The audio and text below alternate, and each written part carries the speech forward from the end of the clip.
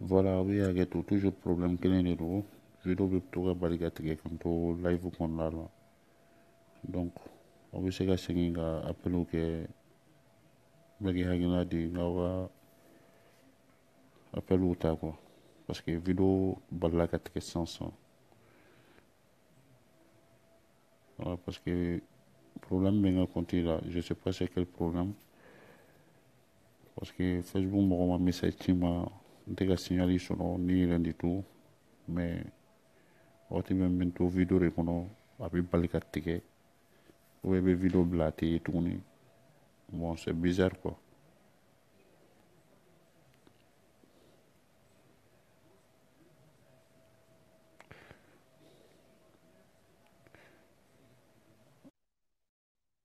En termes africains,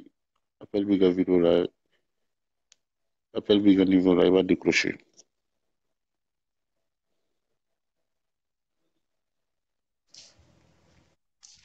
Oui, allô? Oui, bonjour. Bonsoir. Oui, bonsoir, allez, du soir. Oui, ça va. Quand même. Bien, bella de l'inclubé là.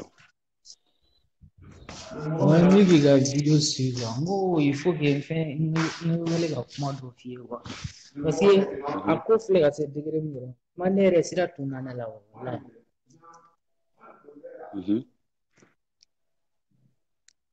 Bon, fait moi madugaro tai. Kuma banila cause parce que vidéo grand frère vidéo je le respecte beaucoup à boire madouele bi. Bon, ne kun ka flemme ka bina madouele. Après, commencer à crasser, ne bɔra ne na bon après nana kana don a ka parce que a ye vidéo in kɛ ni Dani ka je pense que Dani ka fɛn de bon a ye ne nana ne ma bɛɛ lamɛn dɛ ne dɔw de lamɛn a la ten dɔrɔn ne bɔra a kɔnɔ parce que ne tɛ se ka ko sugu a dusukasi tɛ se ka kuma mais ni Maga bi baro ne y'a lamɛn ne bɛ se ka société damadɔni de fɔ Maga fɛn na dɔrɔn mun yɛrɛ ne yɛrɛ mun diyara ne yɛrɛ kosɛbɛ dɔrɔn et là-bas n bɛ ka féliciter o la yɛrɛ dɔɔni yɛrɛ fɛnɛ parce que a ye kuma fila fɔ a ko kuma fɔlɔ la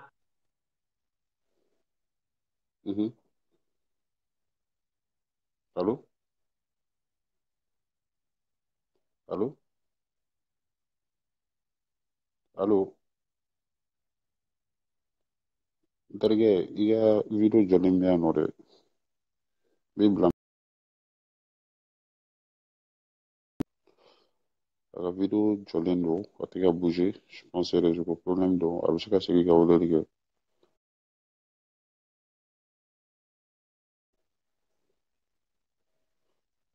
N'a sɔrɔla a tulo b'i la a bɛ segin ka weleli kɛ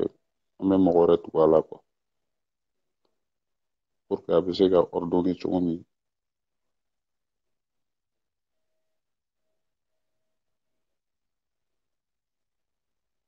Africani appel biga niveau là.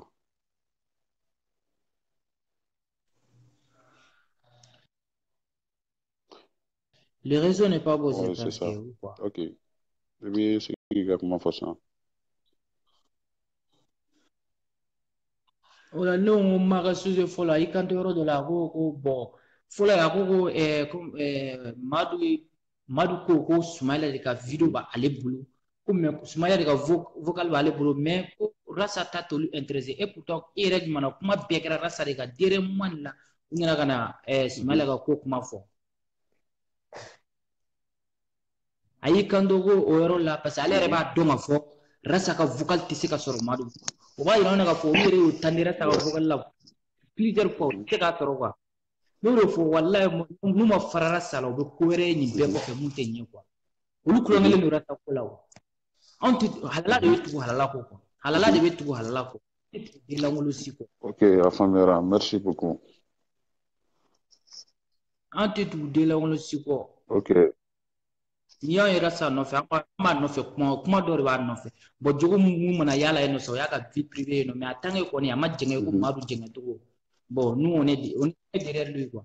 u bɛ se ka ko sugu bɛɛ kɛ mais ala ka kisi ka b'u tɔɔrɔ quoi. Min ami, merci beaucoup. wa ma se ka bi u ka pièce kɔnɔ vocal ɲini mun don u k'u si ko ɲini na u tɛna se k'a sɔrɔ Rasa tɛ se ka dɛsɛ fo ka taa se olu ka fɛn ma Madu u kɔni u fɛrɛla u binna Madu ka jɔ kɔnɔ bon là moi je peux rien dire par là parce que ne yɛrɛ Madu ye cogo min na kabini Madu ka dɔgɔtɔrɔso taga ninnu ko ninnu fɛnɛ vraiment ça a ko di ne yɛrɛ kɛlen ka vocal in lamɛn Abdul ka page sanfɛ a don ne ye su bɛɛ kɛ miiri la n ma se ka kun fari la quoi surtout fo Madu yɛrɛ bɛ bɔ k'i kanto ko Rasa de bɛ ka essayer k'i gɛrɛ ale la ko de y'a to ko o ka fɛn bɛ ka yɛlɛ ko Rasa taara Europe ko non et puis k'ale ale ye fɛn daminɛ san 6 ko Rasa y'a daminɛ plusieurs années ale nana daminɛ ale ye vidéo dɔ kɛ 20 minutes 10 Ok, Madu se k'i ok, kɔnɔ ok, merci a faamuyara yakina faamuyara merci an bɛ mɔgɔ wɛrɛ ta quoi donc an b'a lajɛ ka mɔgɔ wɛrɛ ta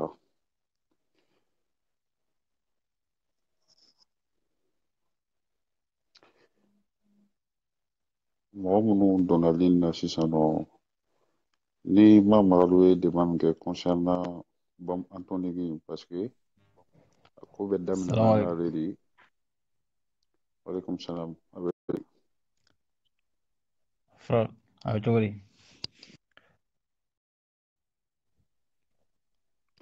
ouais walekum salam Bi tulo n ye bɛ na fɛn dɔ kɛ parce que hakɛ to tan n terikɛ minnu bɛ weleli la messenger kan n'an ye wele aw bɛ video tigɛ n'aw bɛ fɛ ka weleli kɛ aw bɛ taa commentaire kɛ fɛn baw ta a bɛ kɛ ten de mais aw bɛ ne wele cogoya min ten tɛ wele cogo ye n'o kɛra dɔrɔn video ko yɛrɛ bɛ dabila aw bɛ fɛ ka don video min kɔnɔ o b'o tigɛ de ɔhɔn terikɛ tɛmɛ n'i ka kuma ye Mali Frappe n ye ka video n ye caman lamɛn la n kɔni ma se ka bɛɛ lamɛn Madu ka niveau la komi hɔrɔnya yɛrɛ de ka bɔ an ka jamana kɔnɔ Madu yɛrɛ a man kan ka kun bɔ tuguni Mali a man kan ka kun bɔ tuguni quoi kana kuma ɲɛɲini nin na tuguni kana dilan cogo ɲini na quoi a ka faga nin bɛɛ kan a ka tunu pewu o ye Madu ka côté ye quoi donc bon musokɔrɔba min bɔra ko Ma Magalu bon vraiment ne yɛrɛ tun b'a accuse position dɔ la mais n y'a ka kuma lamɛn bi n'a ye ko min na fɔ musokɔrɔba nin yɛrɛ a bɛ Rasa fɛ ka tɛmɛ hali anw yɛrɛ kan quoi ne ka analyse kɔnɔna na dɛ i ka analyse ɲɛfɔ kɛ a dabɔ kun y'o de o voilà ne ka parce que ale yɔrɔ dɔ la ko Rasa bɛ kuma ni sariya di ko Rasa bɛ sariya dɔn donc ne y'a ye ko musokɔrɔba yɛrɛ a sɔnnen don Rasa ye quoi mais c'est à dire ale de mɔgɔ minnu bolo bɛ ɲɔgɔn bolo olu ma Rasa kanu quoi donc ale obligé n'o ka ban ye olu kosɔn quoi donc o ye musokɔrɔba ka côté ye quoi o kɔ tɛmɛlen kɔ ka bɔ yen vraiment Mali Frappe Mali problème ye mun ye a dɔnna ka ban quoi n'u ye ko wɛrɛ kɛ u ka ko wɛrɛ kɛ quoi sinon an bɛ bɔ ka mɔgɔ lebu karisa ye nin kɛ o Rasa donna ten hali n'u bɔra ni ko ba tan ye Rasa la c'est à dire Rasa y'aw ɲɛ yɛlɛ ka ban foyi tɛ se k'o bali quoi i y'a faamu donc mɔgɔw bɛ na ni système wɛrɛ de ye sinon ko Rasa bɛ ka mɔgɔw tromper ou soit Rasa bɛ ka mɔgɔw bila fili la u kana na n'o wɛrɛ ye parce que Mali bɛ niveau min na komi bi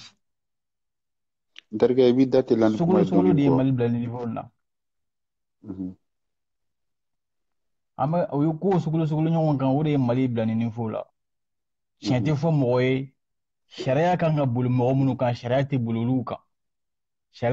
Mali sariya bɛ boli Mali fantanw dɔrɔn de kan mɔgɔ minnu ye sariya ta a tɛ boli olu kan donc Rasa de bɛ k'o fɔ bi parce que mɔgɔ caman de bɛ Mali kɔnɔ anw caman bɛ an tɛ Mali sariya yɛrɛ dɔn yɛrɛ bon cɛ bɛ k'anw labɔ fili la k'an lafaamuya o de tɛ ka bɛn u ma a dun y'an faamu ka ban hali n'a y'u diya u ka fɛn bɛɛ kɛ Rasa y'aw ɲɛ yɛlɛ ka ban an ɲɛ tɛ mɔgɔ wɛrɛ la an ɲɛ fɛ ni Rasa tɛ ne yɛrɛ bɛ profiter k'a fɔ ni Rasa ma taa Kuluba n bɛ sɔn ka jigin a la dɔɔni quoi anw tɛ mɔgɔ si fɛ Kuluba ni Rasa tɛ ok merci beaucoup hakilina ko de don hakilina faamuyara voilà merci beaucoup an bɛ passer ni mɔgɔ wɛrɛ ye Mamadu Darame ni appel donna min kun o b'a lajɛ ka ta teliya la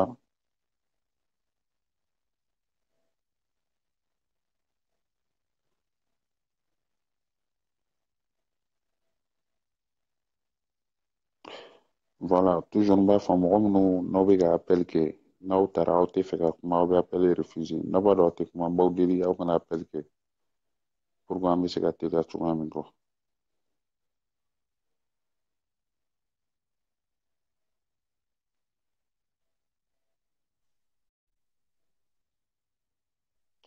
Oui, allô, bonsoir. Oui, allô, ça va? Oui, ça va. Bɛɛ lajɛlen tulo b'i la. Kɔrɔ baasi tɛ yen. Allô, Marif Rap? Oui, mɔgɔw tulo b'i la. Franchement, ne kɔni bɛ se ka mun fɔ maliyɛnw ɲɛna. Pour moi, mɔgɔ minnu bɛ video kɛ ka dɔ fɔ rasbach ma. I n'a fɔ Abdul Ɲangi a ɲɔgɔnna ninnu. Non, an t'o sujet kɔnɔ fɔlɔ n t'a dɔn n'i ye video lajɛ ni ma maga n'i ye débat kɛ concernant Madu ka affaire in Madu kumakan min bɔra a janfan kun n'a bɛnnen don ka ɲɛsin Rasbat de ma parce que a tɔgɔ b'a kɔnɔ Madu bɛ k'a fɔ k'a y'a ka fɛn dɔ sɔrɔ donc ni ma ye débat kɛ i y'a video lajɛ wa? Non, franchement, m'ont lajɛ franchement. Voilà, bon n'i m'a lajɛ bon a ka gɛlɛn i ka se ka parce que nin kɛkun ye de ni mɔgɔ minnu y'a suit hakilina mun kɛra u la débat yɛrɛ kɔnɔna la u ye faamu mun sɔrɔ u ka kumaw kan quoi. Ok, alright, I'm sorry. I bɛ se ka mun ta? Je m'excuse. Ok, merci beaucoup.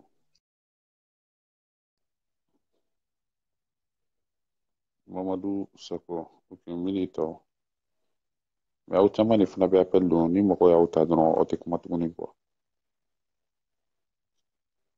Bon ɲɛ t'i ka appel la yan nɔ mais ɲɛ bɛ minnu na n b'olu ta fɔlɔ après n bɛ s'i ma quoi.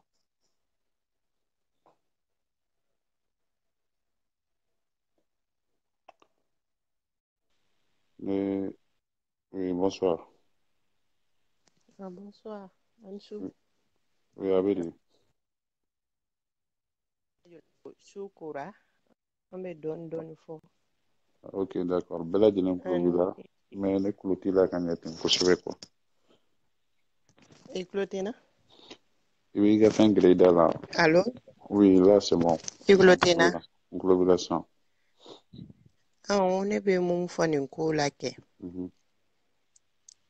Nin bɛɛ ye complicité ye ne balimamuso Mamakalu fan fɛ. Mais u ye jeu kɛ Madu la. U ye denmisɛnninya yira la parce que u y'a dɔn wari ka d'a ye. Madu fana y'i ta wari fɛ. Madu fana a tun bɛ fɛ ka gɛrɛ Arasa la pour que ka Arasa kɔnɔko sɔrɔ. Ka o ɲɛf'u ɲɛna.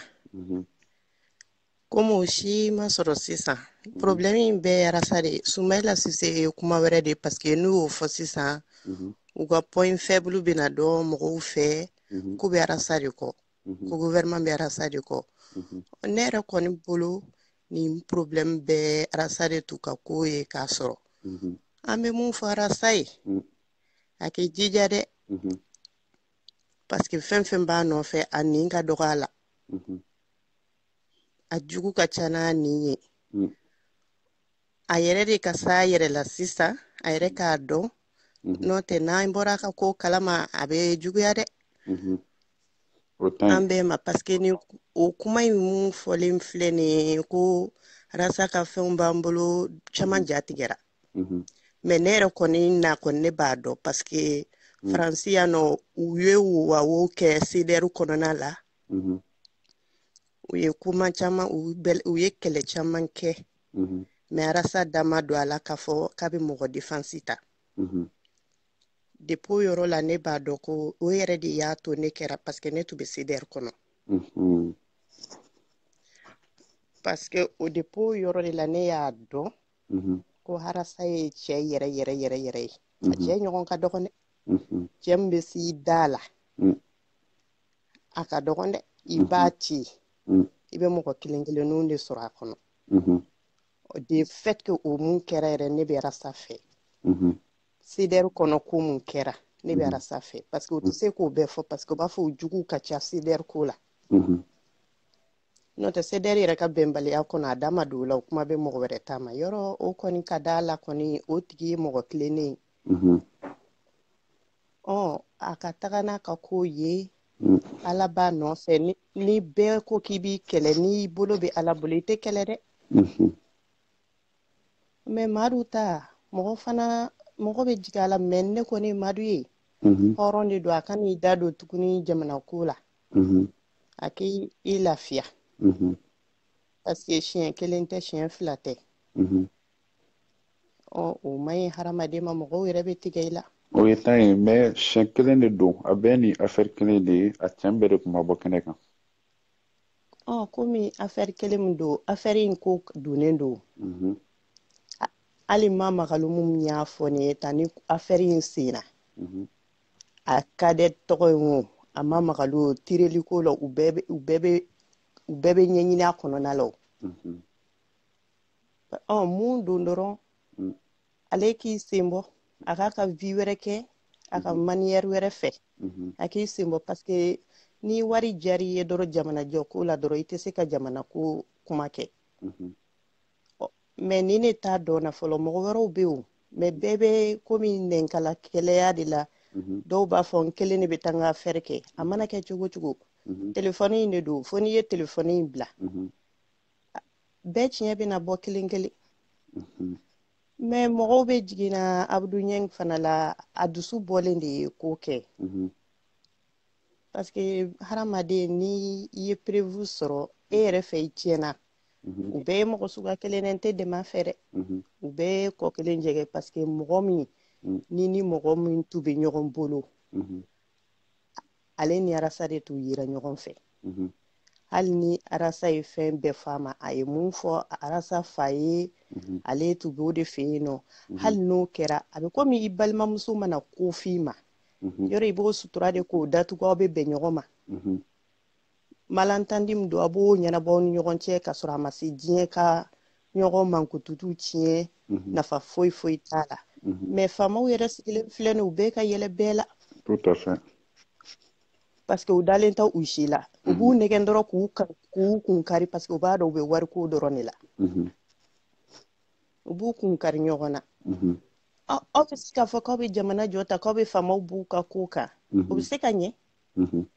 n'aw farala ɲɔgɔn kan bɛɛ n'i sɔn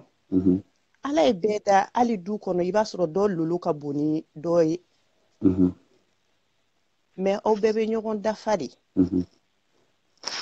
ala mana kɛ i yɛrɛ fa kelen ba kelen na aw mun bɔra kɔnɔbara kelen na dɔw bɛ kɛ garijɛgɛ batigi ye dɔw bɛ kɛ tɔgɔtigi ye mɛ u t'a bali k'aw tɛ t'u baara ɲɔgɔn fɛ o mɛ an ka maliyɛnw yɛrɛ ka problème ye mun yɛrɛ ye u tɛ fɛ dɔrɔn k'a fɔ ko nin tɔgɔ bɔra n tɔgɔ fana ne tɔgɔ dalen don ne bɛ ka baara kɛ n tɔgɔ tɛ ka ye ne tɛ ka fɛn sɔrɔ garijɛgɛ de ala de b'a d'i ma mɛ u dɛsɛra k'o yɔrɔ de faamu d'accord ni hadamaden dun n'i m'o faamu dɔrɔn baara b'i bolo dɛ ne ka kuma o de ye u ka sɛbɛsen ta nin tɛ ko ye mali yɛrɛ tɔgɔ bɛ bɛɛ da kɔnɔ mali ka fisa ni mɔgɔ min ye a tɔgɔ bɛ bɛɛ da kɔnɔ ni manamanakan dɔrɔn ɲɔgɔn lebu ni kiti karata ɲɔgɔn janfa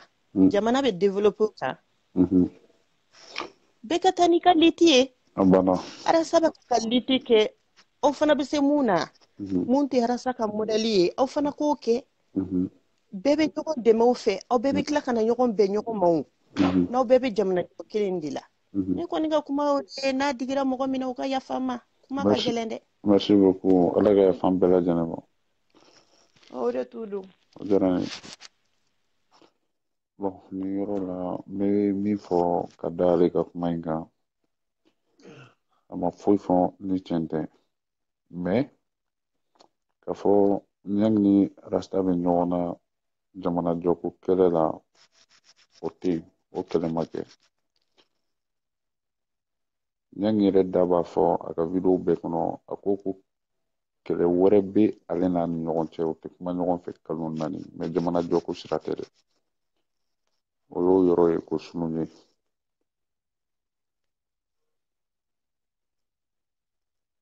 donc an b'a lajɛ ka mɔgɔ wɛrɛ ta nin yɔrɔ la n yɛrɛ kɔrɔkɛ bɛ yan sefa danbetigi Sangare bari a bɛ cogo di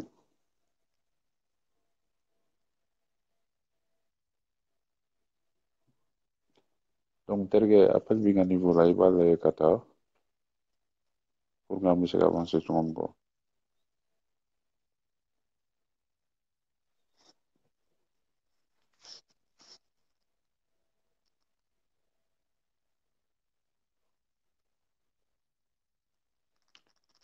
Bon, les te appel dans mes passé numéro dɔw fana bɛ appel kɛ mais après n t'a dɔn u bɛ sira kuma de ɲɛ n'a b'a dɔn aw tɛ sɔn kuma ma aw kana na appel kɛ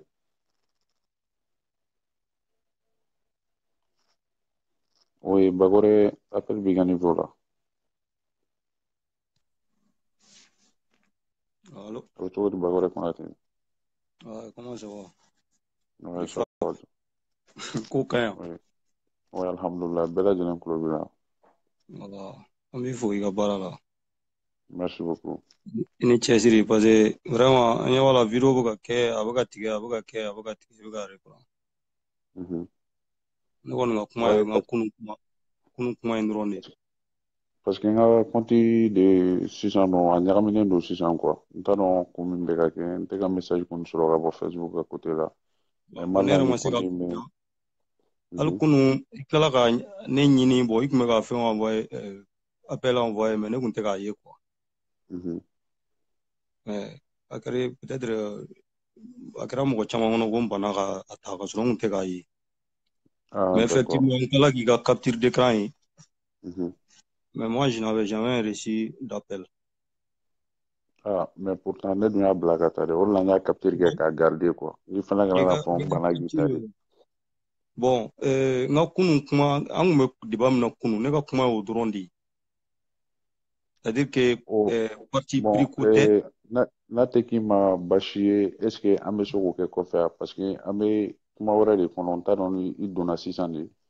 Madu ka kuma in tɛ wa o dɔrɔn de don ne y'o dɔrɔn de fɔ kunun ouais kunun e ne tun bɛ débat la ka taa sens min kɛ e ko ko ne bɛ ka défense ta n ko non sigi an ka kumaw la mais moi je condamne n ko nin ko in an y'a vocali sɔrɔ a mɛnna kunun n y'a f'i ye tan a video bɛ yen maliyɛn bɛɛ y'a lamɛn n ko nka n'i y'a ye anw da bɛ don affaire in na parce que janfa ɲɛsinnen don anw de ma normalement mɔgɔ anw bɛ fɛn min fɛ dɔ bɛ ka janfa ta ka ɲɛsin o ma i tɛ se ka fɔ k'i bɛ k'o tigi fɛ non a ye min kɛ n k'a ma ɲi n ko mais ko nacogoya fana mɔgɔw k'o de fana jateminɛ ko in bɔra yɔrɔ jumɛn ka na yɔrɔ min kunun ne ka débat tun bɛ ka bolo sisi de kɔnɔ an y'o faamuya o sisan ne ko n ko Madu ka vocal min dara ni bɛɛ y'o mɛn n ko an bɛ jugement kɛ o de kan mais n ko e bɛ ka min fɔ k'a daminɛ yɔrɔ ninnu an t'o kalama o an tɛ se ka jugement k'o kan o est ce que i fana sɔnn'o yɔrɔ ma. mais ne tɛ se ka sɔn o yɔrɔ ma ten mɔgɔ i bɛ fɛn min dɔn i n'a fɔ sisan e n'anw tɛ niveau d'information kelen na a ko la i bɛ sɔn o ma. ouais o ye tiɲɛ ye. Voilà donc e bɛ fɛ cogo di an ka e bɛ niveau d'information min na a ko la ni an t'o la k'an ka ko juger i n'a fɔ e bɛ ka juger cogo min na. Nous n'avons pas le même niveau d'information à ce sujet. Non, donc ne m'a fɔ k'i ka juger ten non n terikɛ kana kuma kalaya bani i nana diya ne ye kojugu ne m'a fɔ k'i ka juger ten ne ko n ko aw y'a ye cogo min n ko mais n ko min bɛ yen e ko ko min bɛ yen o min tɛ yen o bɛɛ kuma wɛrɛ de ye min bɛ kɛnɛ kan o de ye tiɲɛ ye n ko mais n'i y'a ye a bilara kɛnɛ kan n ko an bɛ jugement kɛ n'o de ye parce que an b'o de kalama an bɔr'o de kalama an y'o de mɛn. a bɛɛ t'o kuma kelen de ye voilà donc maintenant ka taa kunun na ka se bi ma ne bolo e kun kan ka na ni e ye profondeur minnu fɔ e kun kan ka na n'olu dɔw ye pour que ka mɔgɔw la kunnafoni quoi parce que i bɛ baara la koyi i bɛ ka min kɛ i bɛ baaraba de la mais i ka i bɛ ka explication minnu kɛ ne ma na ni ma ye e m'o video lamɛn awɔ n bɛ nale o yɔrɔ in na o i nana ni ma ye n y'o video lajɛ mais o video fana tun bɛ ka tigɛ la o an ka niveau la kɔni. ah bon video kɔni bɛ yen bon n bɛ fɛ ka fɛn dɔ fana signaler i ye. ne kɔni tɛ mɔgɔ wɛrɛ m'a fɔ ne ɲɛna ko video tigɛ la bon a bɛ se ka kɛ réseau ko ye. n bɛ fɛ ka fɛn dɔ signaler i ye quoi ayi c'est à dire que réseau tɛ cogoya kelen ye yɔrɔ bɛɛ quoi wagati bɛɛ la quoi. i ka video ninnu caman bɛ yen sisan a tɛ ka yɛlɛ i ka page kan bilen n y'a commentaire bila i ka video dɔ la bi. n bɛ k'o de f'i ye n ko n ka compte kan n bɛ to appel direct la a bɛ bali ka tigɛ n bɛ video bila kabini bi tɛ n bɛ ka kuma fɔ n ka video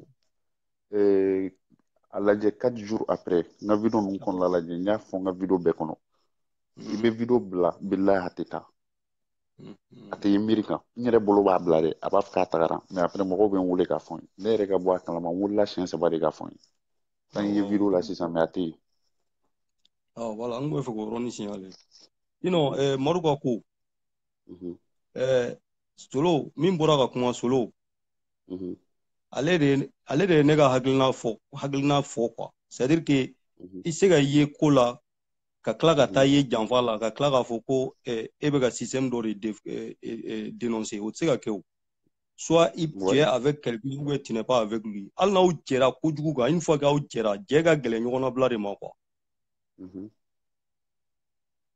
ale k'a fɔ bi Madu ka bɔ bi k'a fɔ ko foyi ma di ale ma mobili dira ale ma mais wari ma di ale ma mais i ni m'a ka kuma kɔnɔ bi m'a ko wari dira Madu ma siɲɛ caman ko wa k'ale de y'a bɛɛ ale de y'a ni pouvoir cɛ sababu ye merci min i jaabi o yɔrɔ la yanni m'a ka kuma cɛ n ko ne yɛrɛ de fɔlɔ ye o bɛɛ fɔ e ne ka débat bɛɛ nin ka sɔrɔ o de fɛ o n ko Madu il est pas clair hali bi Madu bɔra ka kuma min fɔ kodɔnna bɛɛ b'a dɔn ko tiɲɛ tɛ voilà non an kunkolo b'an kan da la ko n terikɛ point par point mɔgɔ si tɛ se ka virgule kɛ mɔgɔ la ko in na kodɔnna bɛɛ b'a dɔn k'a fɔ ko tiɲɛ tɛ n'o de fɔ n ka kuma kɔnɔ n'an bɛnn'o kan dɔrɔn sɔsɔli bɛ ban parce que an ma sɔsɔli kɛ dɛ n'i y'a mɛn ka Madu accuser tan quoi o yɔrɔnin lamɛn quoi c'est à dire que yɔrɔ mɔgɔ caman nana ni argument caman ye bon ne bɛ a tɔgɔ ye di Dido Simaga ne b'a ka position faamu Madu hinɛ de y'ale minɛ a bɛ fɛ ka Madu la réconforter sinon en âme et conscience Madu ye min kɛ a ma bɛn a yɛrɛ ma a ma bɛn Madu yɛrɛ ma a ma bɛn hɔrɔn ayi Madu ko tɛ Dido Simaga de ko don mais Madu hinɛ de y'a minɛ i b'a dɔn a yɛrɛ ka ko kɛcogo la n'a kumacogo la a tun bɛ Idriss ka video la i b'a dɔn a ka kuma la vraiment Madu hinɛ de y'a minɛ mais o n'a bannen n'o cɛ tɛ kelen quoi donc maintenant Madu ka ko yɔrɔ mɔgɔ caman ye argument dɔw fɔ k'a fɔ vraiment wariko de y'a natara wari de la vraiment fantan don vraiment u y'a corrompu vraiment u ye a tɔgɔ ye di u donna ni a hakili cɛ mais ne ye kuma dɔ de fɔ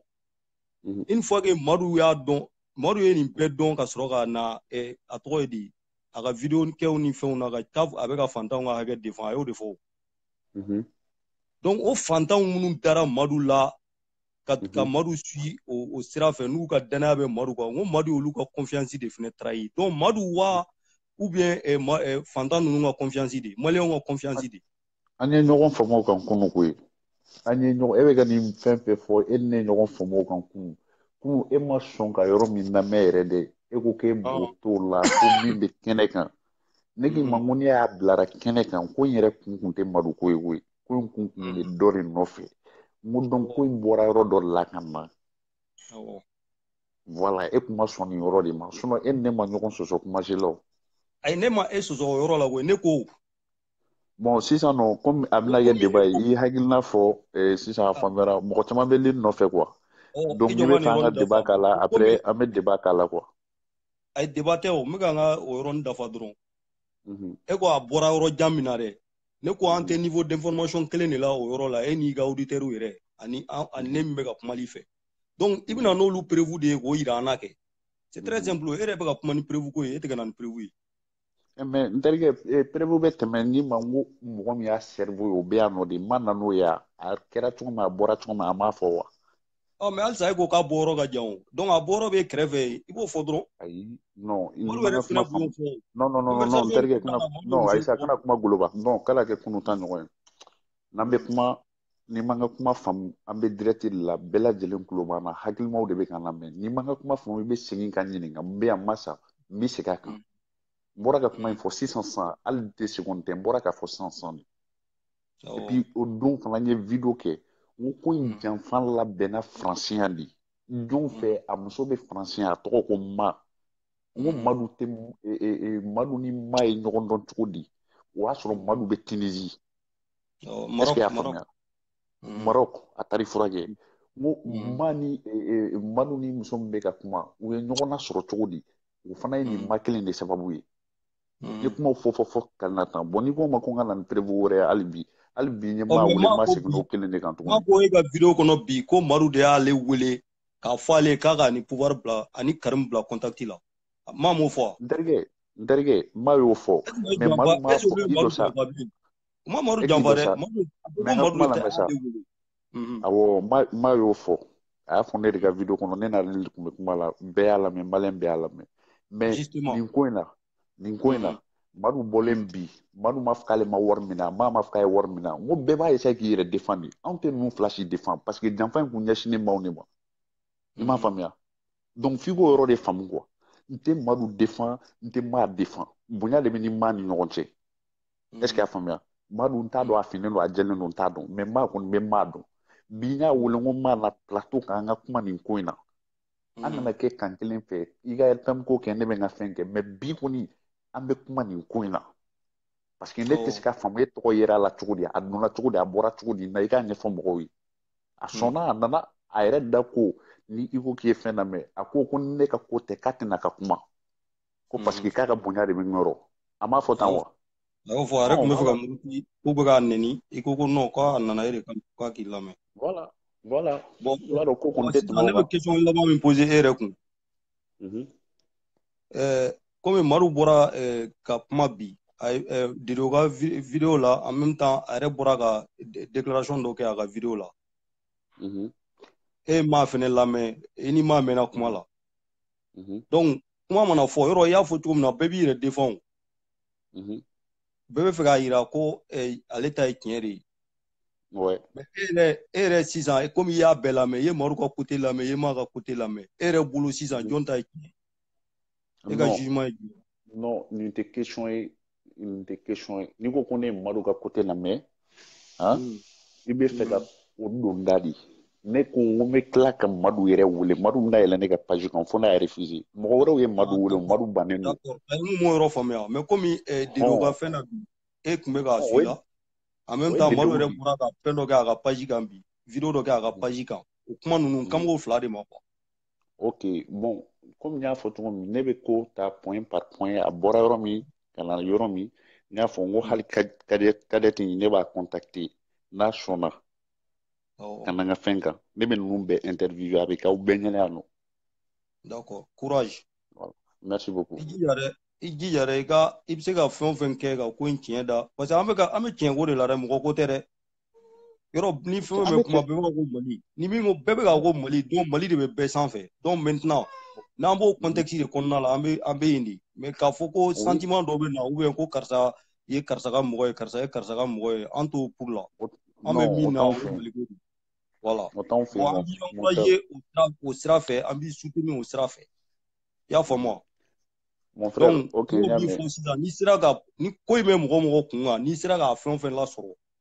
an b'a ɲini u fɛnɛ fɛ u fɛnɛ ka sɔn ka na i ka page kan u kana ɲɛfɔli kɛ maliyɛnw ye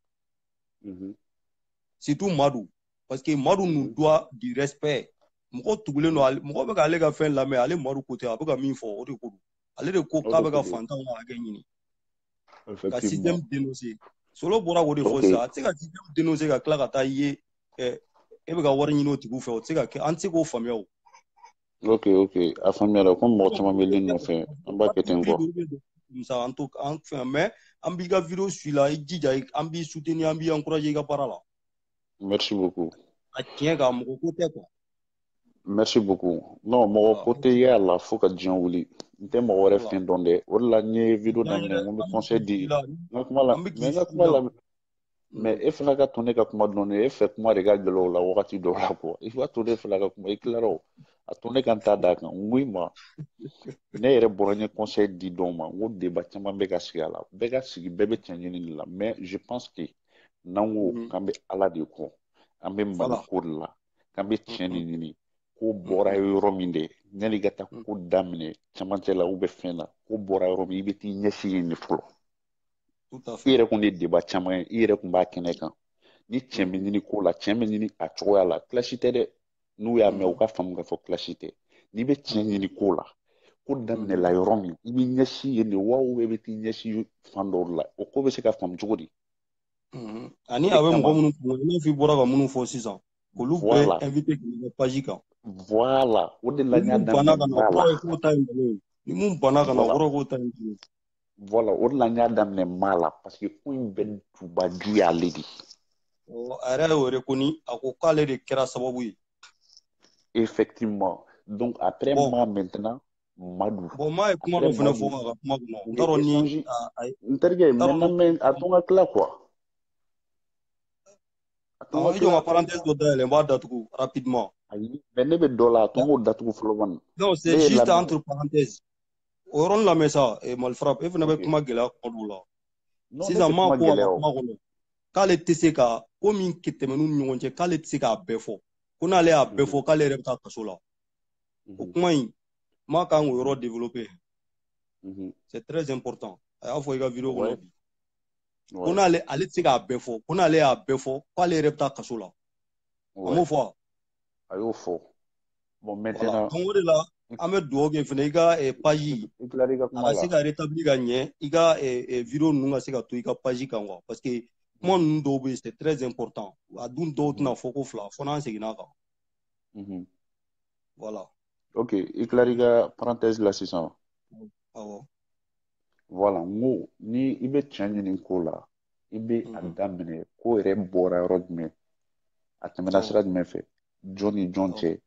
ka taa se fɔ Madu ma fo Abdul Ɲani n ko ko in kɔnɔ ka dun u bɛɛ de b'a kɔnɔ komi i yɛrɛ bɔra k'a fɔ sisan ko n ma ko ni ale de y'a bɛɛ fɔ ko ale yɛrɛ bɛ sɔn ka taa kaso la o la ɲi ma n ko ninnu bɛɛ bɛ ka essayer k'u yɛrɛ défend argument min b'u défend bɛɛ bɛ kuma n'i ka argument ye Madu ko k'a ma wari minɛ a y'a fɔ a hɔrɔn da la diɲɛ bɛɛ ɲɛna mais a ko k'ale kumakan don. Ko n'a bɔra mobili in na ko ale ma foyi minɛ maa ko 8 millions dira ko 1 million 500 delila ka d'a ma 3 millions delila ka d'a ma. E ka ne lamɛn sa n bɛna n da bɛ s'a bɛɛ ma Madu y'a fɔ a hɔrɔn da la k'ale ma ko a tɔgɔ ye di ko ale ma dɔrɔmɛ kelen minɛ.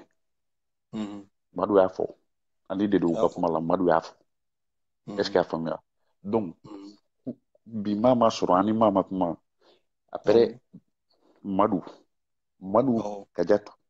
Kajatu Mohamed Bagayogo fo ouverture média mɔgɔ fɛn fɛn da donna ni affaire la Kati 24 fo ka taa se polisiso la billahi ne ma dɛsɛ fo n'u banna sinon n b'u bɛɛ sama ka na ni min banna fana n b'a fɔ kɛnɛ kan panparanpaki yan. Voilà. Non, o de y'i ka devoir ye ni min banna i tɛ se ka dɔ wɛrɛ kɛ o. Voilà. Merci beaucoup donc an b'a kɛ o cogoya la n bɛ e bila ka mɔgɔ wɛrɛ ta quoi. Merci, bonne continuation. Merci à toi aussi. Donc an b'a lajɛ ka mɔgɔ wɛrɛ ta. Toujours mɔgɔ minnu nana sisan nɔ k'a fɔ an ɲɛna débat bɛ ka boli ne ni maa ye débat min kɛ parce que Madu ka affaire a bɛɛ ju bɔra maa yɛrɛ de la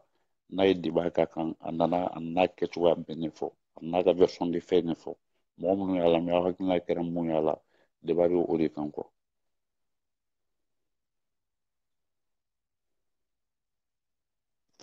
C'est ko ne tɛ k'i degun dɛ ko ne tɛ k'i degun.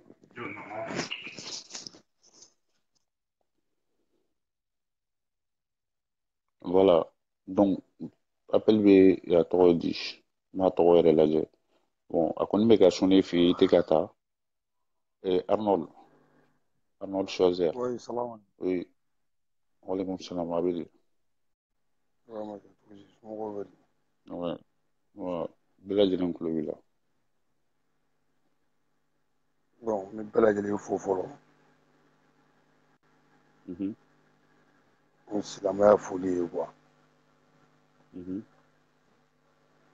Bon, ne ye premier vidéo su ye bon n m'a dɔn n ye appel lancé n ma se ka a ye de wa ou bien jama cayala de wa bon n y'a fɔ n ko n bɛna bɔ yɛrɛ effectivement n tilala ka bɔ quoi. Bon a bɛ se ka kɛ jama caya ye a bɛ se ka kɛ fana maa ye bon comme ne fana bɛ appel ta ordre de la quoi a bɛ se ka kɛ e b'a dun sisan mais e kɔfɛ dɔ fana b'a dun ne b'a ta ordre la ten de ka jigin quoi. Ok. Bon ne yɛrɛ bɛ fɛ ka dɔn fɔlɔ yanni ne ka don kuma kɔnɔ. Madu ko aw bɛ fɛ ka arranger de a kana CDR la ou bien aw bɛ fɛ ka arranger ka position wɛrɛ la i komi an bɛɛ maliyɛn ye ne bɛ fɛ k'o fila de dɔn quoi. Bi jaabi a fila bɛɛ la kabini Madu Ala y'a da kabini Madu wolola Madu tɛ CDR ye Madu ma deli ka don CDR la o ye kelen ye o garde maliyɛn bɛɛ tulo b'a la i tulo bɛ n ka kuma la Madu bɛ baara kɛ ouverture médiale la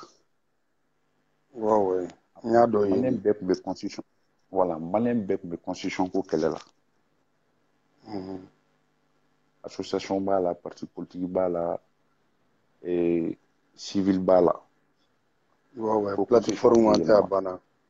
Madu tun b'o taa o kɛlɛkɛyɔrɔ la a tun bɛ fara marche kɛ jama kan u ka nin girigɛrɛn a mankan fɔlɔ wililen Madu yɛrɛ tirelen marifa la a jɛɲɔgɔnw bɔra ni kuma dɔ ye anw de ye Madu lamɔ anw de ye fɛn bɛɛ kɛ ye ka bila place bɛɛ la an na sɔmi a la ni Karimu ni IBK ka mɔgɔw bolo bɛ ɲɔgɔn bolo a bɛ tan ko u ye ko kuma sugu bɛɛ kɛ Madu fɛ pour que ka Madu dilan k'a préparer hali journal olu de b'a sɛbɛn ka di a ma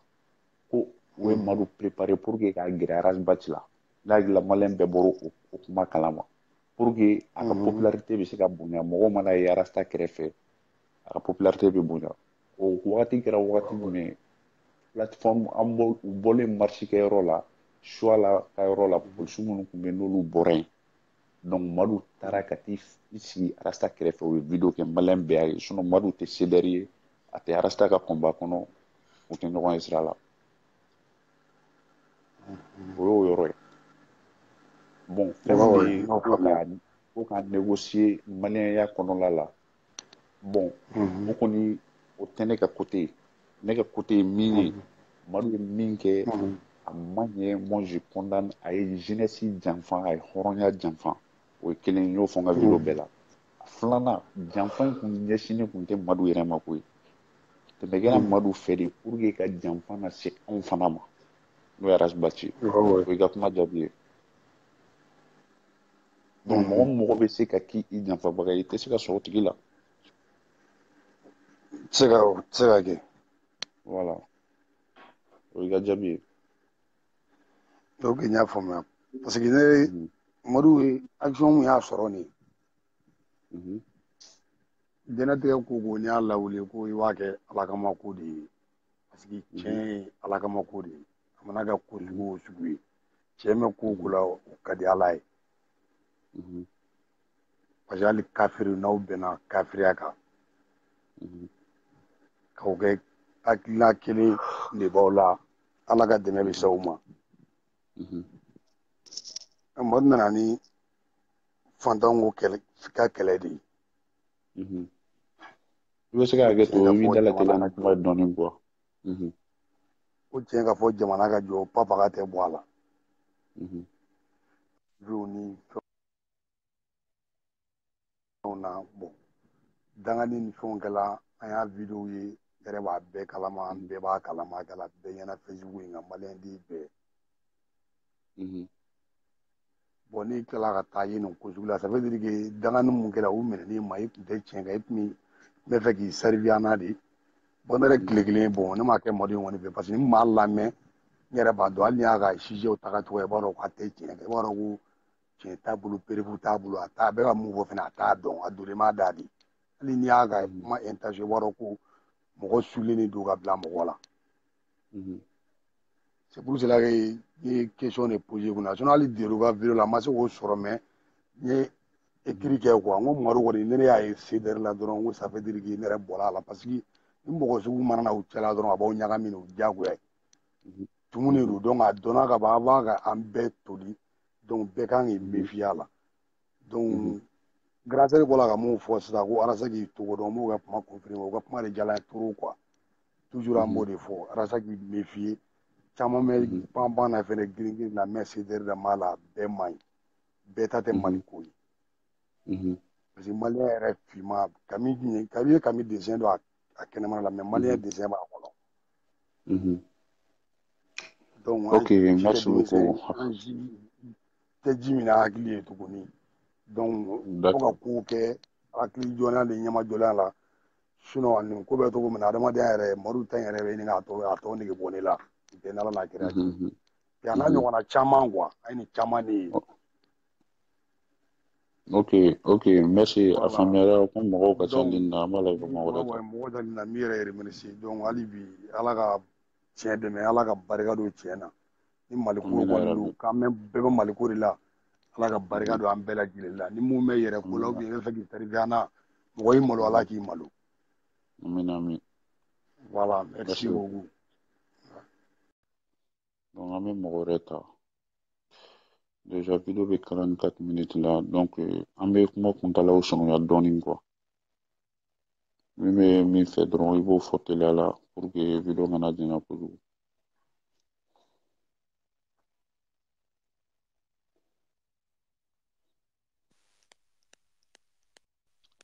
Oui, bonsoir. Allô?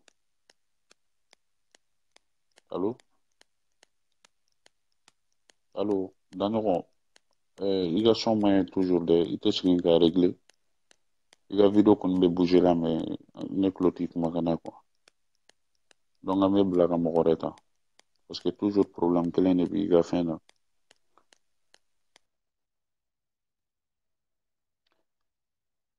Ok donc an b'a lajɛ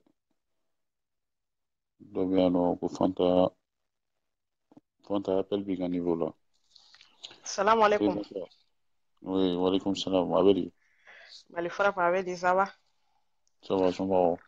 Denbaya don, kɔri baasi tɛ yen? Baasi tɛ yen, bɛɛ lajɛlen tulo b'i la. An bɛ lamɛnbaga bɛɛ lajɛlen fo. Mɔgɔ bɛ len na nin wagati in na ka lamɛn, an bɛ ka ɲɔgɔn lamɛn cogo min na ani i yɛrɛ foli belebeleba b'i yɛrɛ ye quoi. Donc Mali Frappe ne bɛ fɛ ka min dɔn nin ko in na o donc ne bɛ fɛ ka min dɔn vocal in bɔra cogoya jumɛn de la? Enregistrement bɔra min? Ne bɛ fɛ k'o de dɔn parce que n'i ye vocal in jateminɛ appel de don.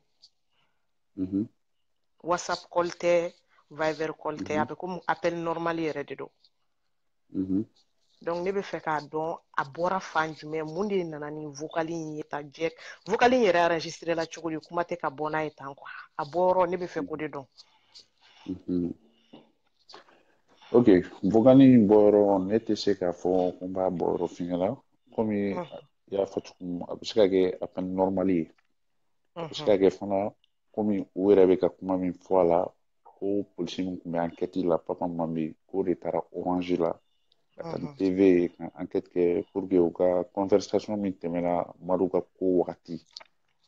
ka conversation bɛɛ di k'o de bɔra n'a ye dɔw yɛrɛ ka fɔ la o dalilu tɛ n bolo dɛ ko o de fana y'a di Madu baarakɛɲɔgɔn kɔrɔw ma jusqu'à présent an ma kuma jɔlen kelen sɔrɔ vocal kɔni na mais vocal kɔni bɔra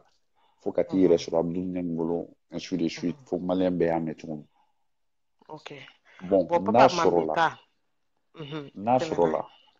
k'a fɔ ko appel conversation de don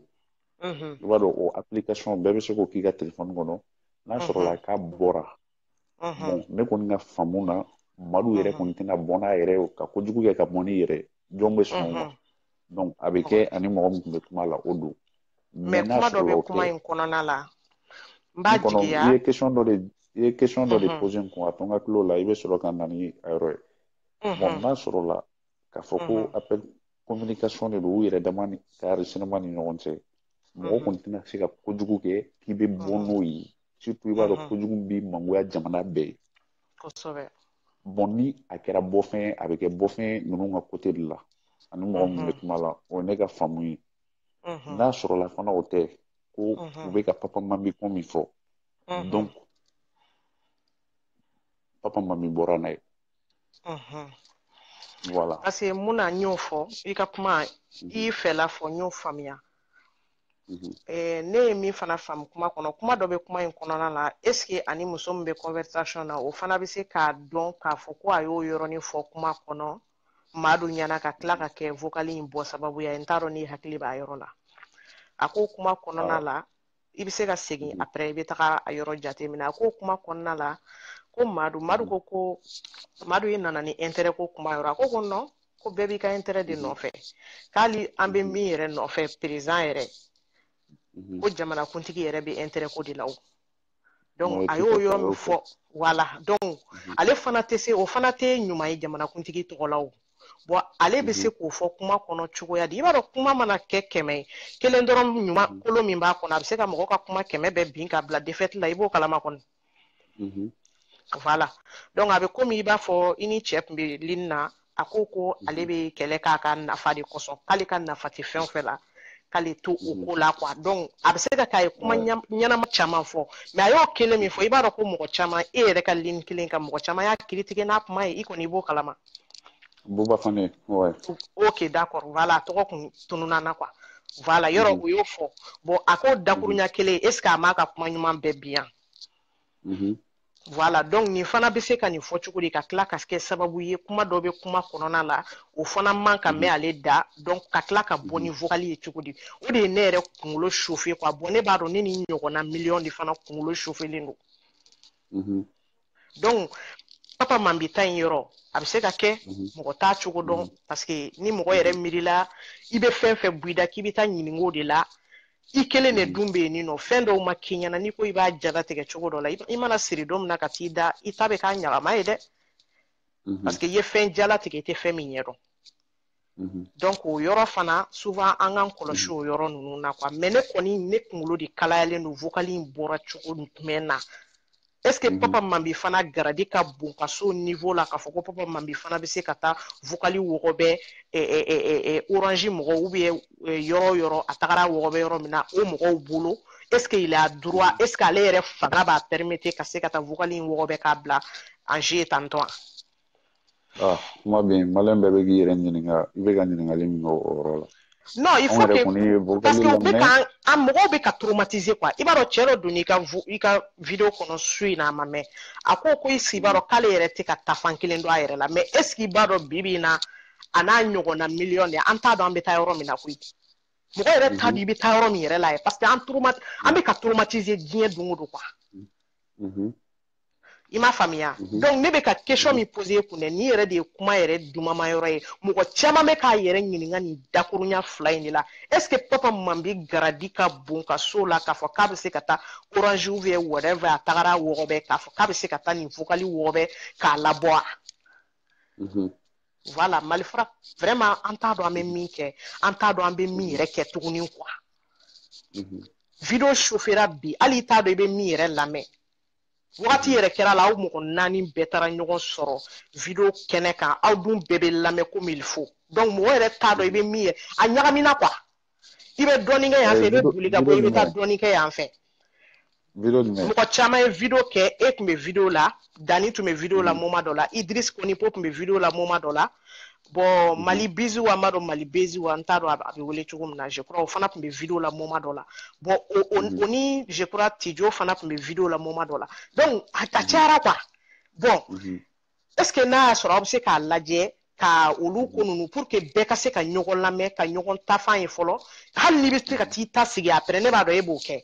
souvent e bɛ kɛ video kɔnɔ ni mɔgɔ wɛrɛ bɛ video la ne b'a ye i ka video bɛ tigɛ ne bɛ tila k'i y'o tigi ka ligne na i bɛ lamɛnni kɛ hali n'a y'a sɔrɔ i bɛ tila ka i mana o lamɛn k'o ta fana hali n'i bɛ tila ka boli ka n'i ka video ka tuguni ne b'o dɔn e b'o kɛ e yɛrɛ b'a dɔn i b'o kɛ yɔrɔ e bɛ tila ka n'i ka video sigi i ma faamu minnu sɔrɔ yɔrɔ minnu ɲagamina yɔrɔ minnu ferekera i bɛ n'olu bɔ ɲɔgɔn na mɔgɔw b'o faamuya ne b'o dɔn e b'o kɛ e yɛrɛ b'a dɔn i b'o kɛ tiɲɛ tɛ donc ne bolo bɛɛ k'i yɛrɛ organiser o cogoya ninnu na il faut pas que an b'aw lamɛn cogo min na aw ka na ɲɔgɔn sɔrɔ video kɛnɛ k'a dun bɛɛ ye kuma nafamaw de ye a caman donc o yɔrɔ ninnu na a bɛ se ka lamɛnnikɛlaw degun quoi parce que i t'a dɔn i bɛ taga yɔrɔ min na i t'a dɔn i bɛ min lamɛn yɛrɛ a tɔ yɛrɛ la i bɛ téléphone yɛrɛ bɔ a la pewu yɛrɛ ka tɛmɛ ni i ci ye parce que i bɛ traumatiser quoi voilà donc ne ka kuma jɛnyana hakɛto bɛ kuma kan quoi non baasi t'a la mais yanni i ka taa fɔlɔ n bɛ fɛ ka a yɔrɔ faamu i bɛ fɛ k'a fɔ de ni vidéo bɛ kɛ donc mɔgɔw kana na vidéo kɛ ɲɔgɔn fɛ wa ou bien mɔgɔw kana na vidéo kɛnɛ de kɔnɔ non mɔgɔw kana vidéo par exemple e ka vidéo kɛ e bɛ vidéo la actuellement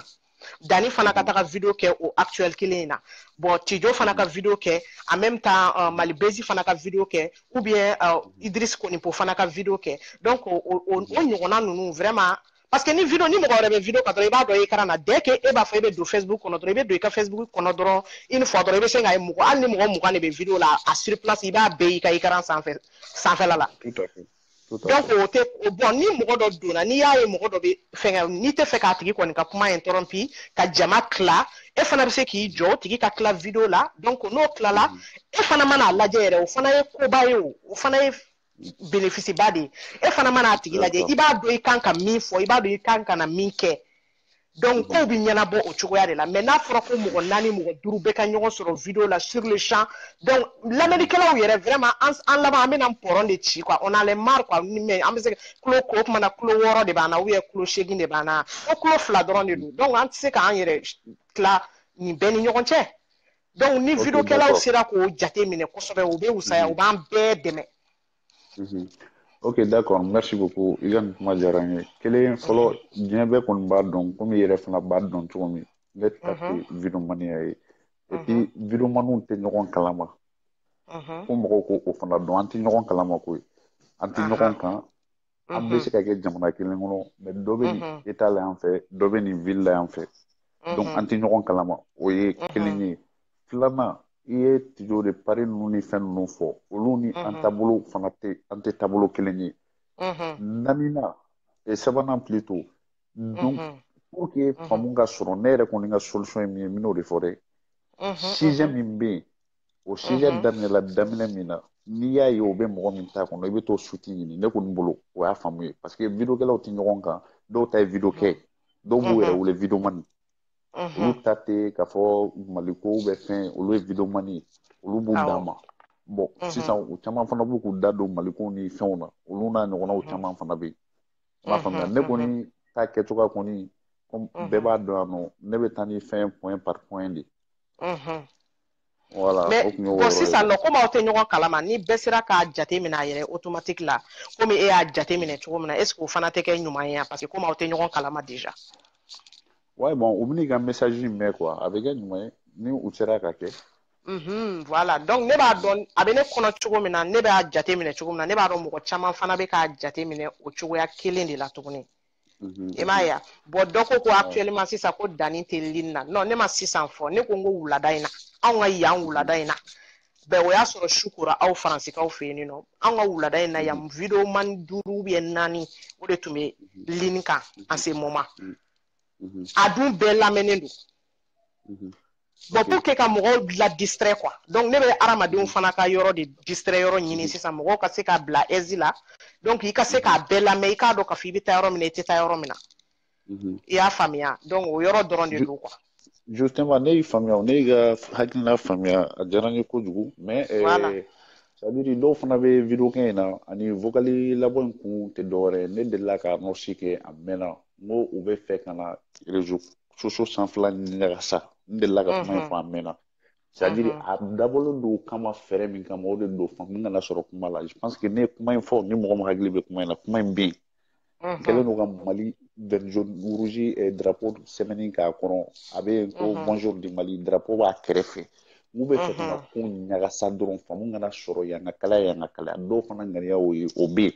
i y'o min fɔ o ye tiɲɛ de ye est-ce que a tuma mais ni mɔgɔ min bɛ tiɲɛ ɲini sur le sujet de Madu ka taa se fo Batima fo maliyɛndenw k'a faamu Arabati ma juru don an nun na a ma an san jɔnya la an t'a fɔ ten an b'a fɔ kan dɔ de bɛ ka bɔ a da o ye tiɲɛ n'a jiginna hali sini ne bilahi n bɛ sanpɛrɛn jigin a kan ne tɛ tugu cɛsi kɔ nkalon kan a tɛ tɛmɛ o kan janfa min labɛnnen don janfa in tun tɛ Madu yɛrɛ ko ye janfa in tun ye Bati de ko ye bon comment ça se fait que i ye question dɔ poser c'est très très important e ni Ala cɛ Mali Frappe ne ka kuma bɛ ka janya a bɛ komi mɔgɔ caman bɛ fɛ ka kuma i fɛ bon n'a sɔrɔ i bɛ se ka ne ka kuma tɔ continuer ligne na en même temps i bɛ mɔgɔ wɛrɛ ta quoi pour ne pas que awɔ mɔgɔw u bɛ fɛ ka don quoi ka wari minɛ k'a dun ka tila k'u janfa a ma se k'u ka baara kɛ o la o ye Madu susu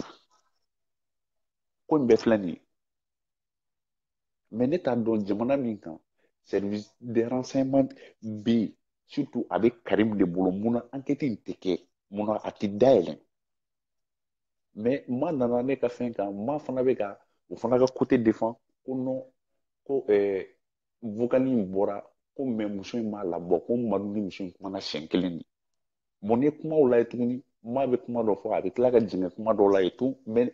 c'est à dire ne sigilen de don k'u bɛɛ ka kumaw jateminɛ n y'a fɔ cogo min ni mɔgɔ min bɛ fɛ ka tiɲɛ ɲini ne ma mɔgɔ wɛrɛ ka page kana fɔ ni rien du tout o ye yan ye parce que dɔw bɛ hali n'u wele ko karisa a to ne ka tilan t'a la ne kɔni ma deli ka mɔgɔ wele bon je pense que n tɛna mɔgɔ wele fana hali ni ye mɔgɔ wele karisa i jɔ ne bɛ direct la a to ne tilara e fana b'a daminɛ mɔgɔw de fana bɛ yen olu tɛ fɛ ko n yɛrɛ ɲɛ de ka faamu k'a birisa ɲagami dɔrɔn donc olu tɛna se ka sɔn cogo si la donc maintenant ne kɔni ka côté la yan ne bɛ se ka min kɔni fɔ ne bɛ kow ta point par point comme Fanta i yɛrɛ bɔra k'a fɔ cogoya min na i ko ko ne b'a kɛ hali bi ne tun bɛ video kɔnɔ n ye dɔ ye video la dɔrɔn n'o tigɛ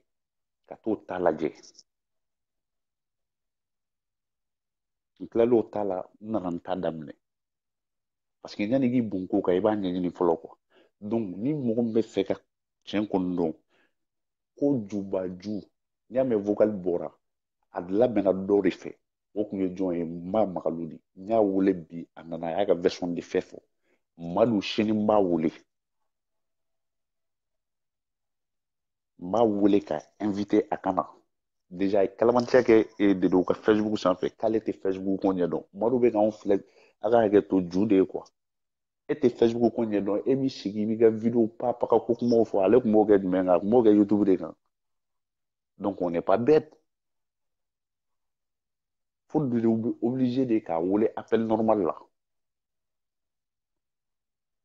donc a bɛ Facebook ko ɲɛdɔn a kana mɔgɔw filɛ ko in ne b'a wele a bɛ na a fana b'a ka version de fɛ fɔ hakilimaw de sigilen don ka bɛɛ lamɛn Madu fana ko in tɛmɛna ale ni mɔgɔ min ni ɲɔgɔn cɛ kadɛti kɔfɛ fo ka taa se marifaciko ni polisiko ni fɛn ninnu mɛn ma a n'a ka baaraɲɔgɔn mɔgɔw bilara ɲɔgɔn na cogo di olu ko k'u sen t'a la u sen b'a la u k'a bɛɛ ɲɛfɔ an ɲɛna n'u y'u ban ka na n bɛ bɔ k'a fɔ an ɲɛna page kelen in kan n ko y'u invité u y'u ban ka na ka tila ka na n'a ka tiriw n'a fɛnw bɛɛ k'a yira u la fo n'u y'u ban ka n ka message jaabi voilà n tun bɛna nin de fɔ n b'a la ka mɔgɔ wɛrɛ ta quoi.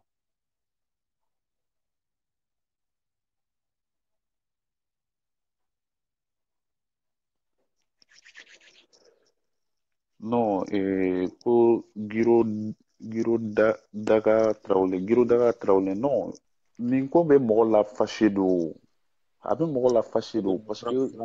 ouais, salam alaikum. Oui, ça va? Ça va, alhamdoulilah, bɛɛ lajɛlen tulo b'i la. N bara. Nba. Non, ja courage, wallahi courage b'i la yɛrɛ. Vraiment, Merci beaucoup. dɔ wɛrɛ kɔni tɛ ne bolo foli kɔ parce que ko ninnu caman ɲagamina bɔ an b'o de lamɛnna et puis mɔgɔ minnu bɛna intervenir a ka page kan k'u lamɛn ka ko ta f'a ye sinon a kɔni ko nin a bonyana hakili ma quoi. Tu vois, bon, wɔrɔ mɔrɛ ko in bi kuma bila sen na depuis kisɛ bi cɛ la fo sisan a kuma ninnu ka ca. Bon, ala y'a kɛ ni Abudulayi bɔra ni video ye n'a ka vocal ye. Bon, vocal nacogo a n'a sɔrɔ cogo ninnu an b'o de ka intervention suit ka an ta n'a bila da kɔnɔ vraiment ni ko kɔni bɛ taa nin bolo kan ça nous décourage a b'an décourager baara kɛcogo la ani an bɛ ka dusu min ta ka ɲɛsin an ka ɲɛmɔgɔw ma n'a fɔ olu ye kɛlɛ daminɛ an y'a ye u bɛ tiɲɛ fɔ an tuguruw kɔ n'an k'a ye tuguni nin comportement fasa in bɛ taa ka taa bɔ o la tuguni i b'a ye a b'an fari faga dɔɔnin tiɲɛ tɛ wa. D'accord, oui, o tiɲɛ.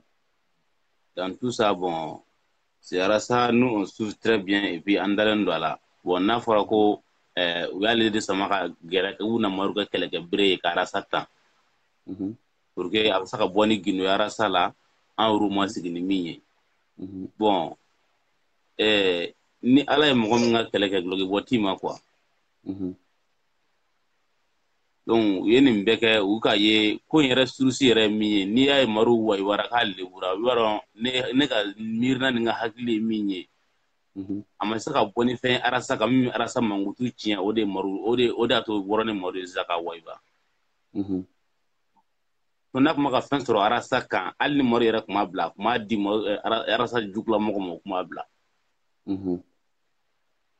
daro ni dalilo kuma nin na parce que ko nin ma daminɛ bi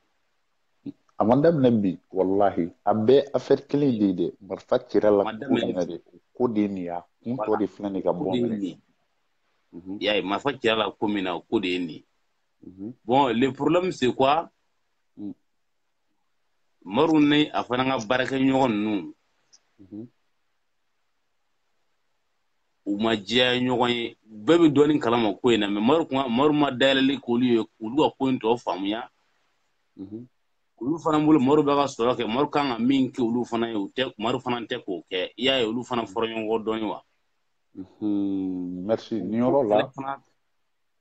la n b'i ka kuma tigɛ ne bɛ to ka nin kuma ne bɛ to k'a fɔ n b'a wurulen ka taa ka wurulen ka na parce que Madu n'i sigi ka situation in jateminɛ Madu ye fɛn promesse ta famalamɔgɔ ninnu ye k'u ka wari minɛ a ma se k'a kɛ donc Madu ye olu gosi a ye mɔgɔ fɔlɔ gosi fo ka taa se ma yɛrɛ ka kuma la mɔgɔ filanan ma n'o o de vocal bɔra donc a ye essayé k'o fana k'a b'o gosi a ma gosi cogo de sɔrɔ la donc a ye gosili fɔlɔ min fana kɛ o fana dogora a tɔw fana la voilà i ye ko nin ye wa donc maintenant ala parce que ko in bɔra bon a diyara ne ye tellement parce que a ye danaya tɔ da ne ka Alasa ka côté la quoi i ka ye wa ko bɛɛ de kɛra ko bɛɛ de plan bɛɛ de tara n bɛna kelen de f'i ye mɔgɔ bɛ Mali la bi k'a fɔ k'u bɛ vidéo de kɛ ka ko artifice don k'u bɛ ka u jijalen don diɲɛ don o don Mali ko la nin bɛɛ sura ka kɛ Alasa kan nin bɛɛ sura ka don Alasa kan ka don a ka vie kɔnɔ k'a yuguba u bɛ se ka bɔ ni fɛn dɔ ye kɛnɛ kan min b'a magoya mais Ala ma jɛn n'a ye fɔlɔ an bɛ dugawu de kɛ Ala kana jɛn n'a ye wallahi billahi amina yarabi vraiment aujourd'hui ni ne sigi ka miiri quoi vraiment k'a fɔ ko Alasa bɛ nin bɛɛ de kɛla anw ye mais dans tout ça là an b'a fɛ ka coron ne t'a dɔn n bɛ fɛn o fɛn de fɔ wallahi billahi Ala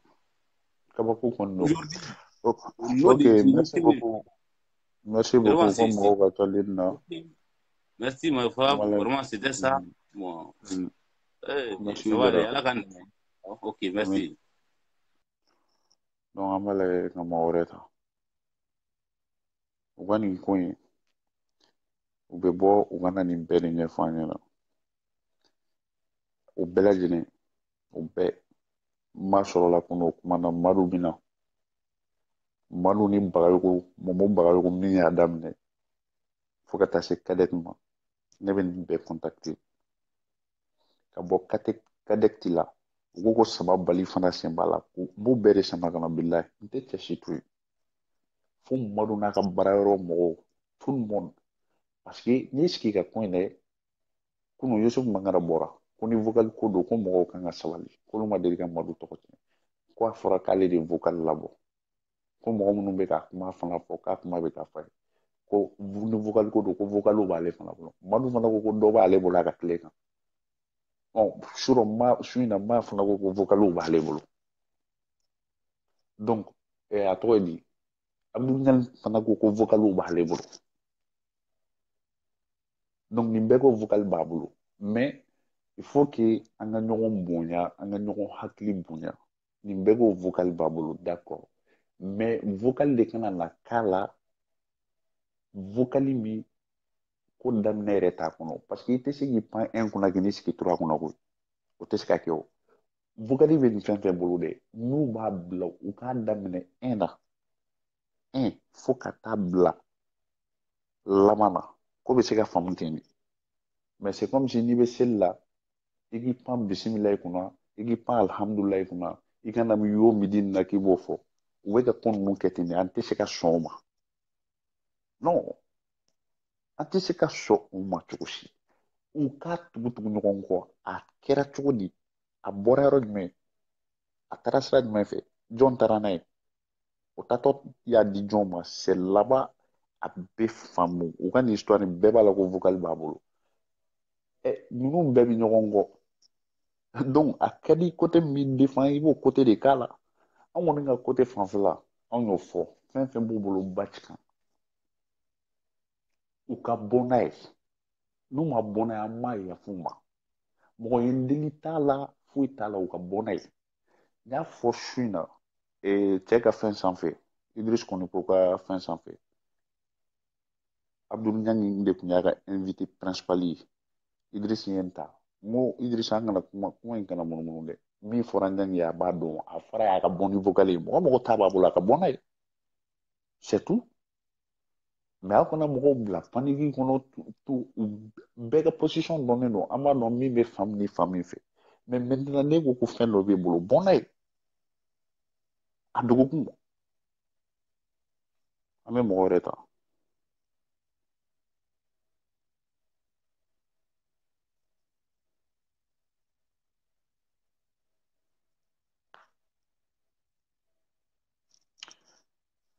nin yɔrɔ la Sise Alassane bonsoir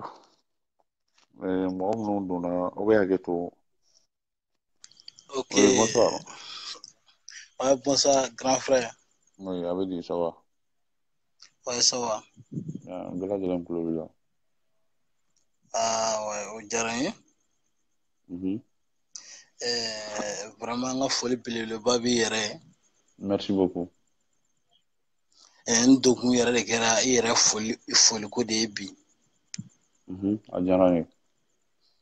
K'a yira an lamɛnbaga bɛɛ lajɛlen la k'a fɔ Facebook la bi videokɛla tɛ yen min b'i bɔ. n terikɛ kana video manu bila n na dɛ n tɛ video kɛla ye i b'a dɔn n y'o fɔ bɛɛ ye an tɛ video kɛla ye Non, bon tiɲɛ fɔla tɛ yen bi ani min bɛ ko ɲini k'a kisɛ da kɛnɛ kan bi ka tɛmɛ e ka Facebook kan. o fana ye kuma wɛrɛ ye an ka taa n'a ye a bɛ faamu O de y'a diya n ye k'a kɛ i n'a fɔ i bɛ kuma fɔ mɔgɔ kɔfɛ non fo n'i m'a tigi sɔrɔ ligne kan dɛ sinon i b'a wele a bɛ kuma da yira ɲɔgɔn na bɛɛ b'a mɛn donc o de ye ka ko diya n ye quoi. merci beaucoup a diyara n ye wa o tɛmɛnen kɔ ka bɔ yen Madu ka kan ye komi sujet yɛrɛ b'ale kan. an b'a lajɛ k'an teliya ni kuma ye komi video bɛ déjà 1 heure la an b'an teliya ni kuma ye dɔɔnin quoi n y'a faamu donc Madu ninnu filɛ olu bɛ wariko de la a n'a ɲɔgɔnna caman n bɛ se k'u dɔw tɔgɔ yɛrɛ fɔ Kati a n'a Kati 24 ninnu a bɛɛ bɛ tɔgɔ ko ni wariko de la donc ne ye mɔgɔw ka wari minɛ u ko k'e ka min dabila e ko ko e tɛ se k'o dabila o cogo la ten parce que bɛɛ de bɛ k'i suit n'i jɛngɛnna dɔrɔn an b'a dɔn k'a fɔ wayi ko dɔ de y'i jɛgɛ videomani fɛn o fɛn hali e yɛrɛ filɛ sisan n'i jɛngɛnna dɔɔnin an b'a dɔn wayi Mali faraku filɛ position min na sisan a bɛ ka jɛngɛ voilà donc Madu ninnu ta ye o position de ye e taara wari minɛ mɔgɔw bolo ko wayi i bɛ kuma min fɔ la i tɛ n'a fɔ la bilen e ma se k'a waleya kɛ depuis waati jan ne tigɛra ninnu na Madu ninnu wo Kati 24 o ne tigɛra ninnu na depuis quand ninnu t'a la yɛrɛ u bɛ fan fila bɛɛ fɛ walayi donc grand frère o de tun bɛ n bolo ka f'i ye bi ani foli. merci beaucoup a diyara n ye merci bonne soirée bɛɛ n'i hakilina don an b'a lajɛ ka mɔgɔ wɛrɛ ta voilà ni an bɛ ale tɔgɔ in ka gɛlɛn de kojugu ma mais i k'i tɔgɔ ɲɛfɔ an ɲɛna quoi tɔgɔ in ɲagaminen don trop wa a bɛ se commentaire la kojugu salamu aleykum allo allo oui allo allo bon i tɛ ka sɔrɔ téléphone na i ka appel tɛ ka passer i tulo bɛ n na an bɛ bila même voilà i bɛ hakɛ to i kumakan kun nana sisan mais i taara i bɛ segin ka appel don mais yan'o cɛ dɔ b'i ɲɛ yan nɔ an b'o ta fɔlɔ i bɛ hakɛ to parce que i kumakan bɔra dernière minute de la a bɛnna ni a tigɛtɔ ye ne fɛ quoi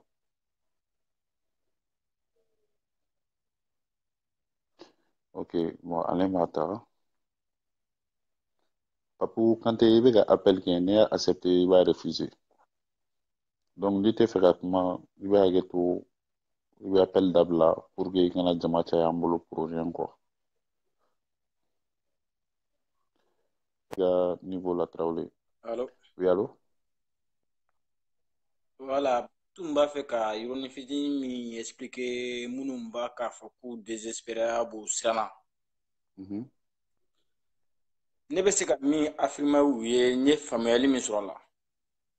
U k'a dɔn k'a fɔ ko Madu minɛna min na n'i ye ne faga k'an kunu Razbas tɛ se ka minɛ o la.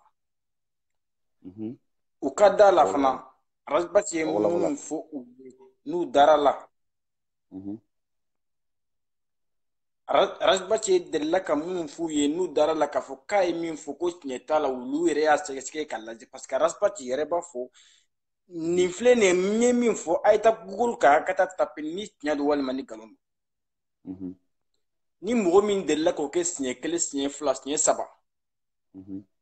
i bɛ da la k'a fɔ ko ale tɛ se ka na sɔrɔ Madu ta ɲɔgɔnna la cogoya si la. Mais n tɛ se k'a garanti à 100% parce que personne n'est parfait. Mais minnu bɛ k'a fɔ k'olu désespérer la u siranna. Non, i jɔ fɔlɔ i jɔ. I ye kuma fila de fɔ. I ka kuma daminɛ i ko ka e bɛ i kale Ala la ka fɔ k'a fɔ Madu minɛla min na Rasta tɛ se ka minɛ ni ɲɔgɔn la k'a tɛ se ka kɛ cogo si. Oui, n ko ni ye n sa ka n wuli c'est comme n dalen b'a la ko a tɛ se ka minɛ o la kun jumɛn na parce que a bɛ ka na fɔ kuma a ka video la k'a fɔ ko nin ye nin ye a bɛ tila k'a preuve yira n na an bɛ tila ka taa vérifier ka taa sɔrɔ o don. C'est pour cela n dara la.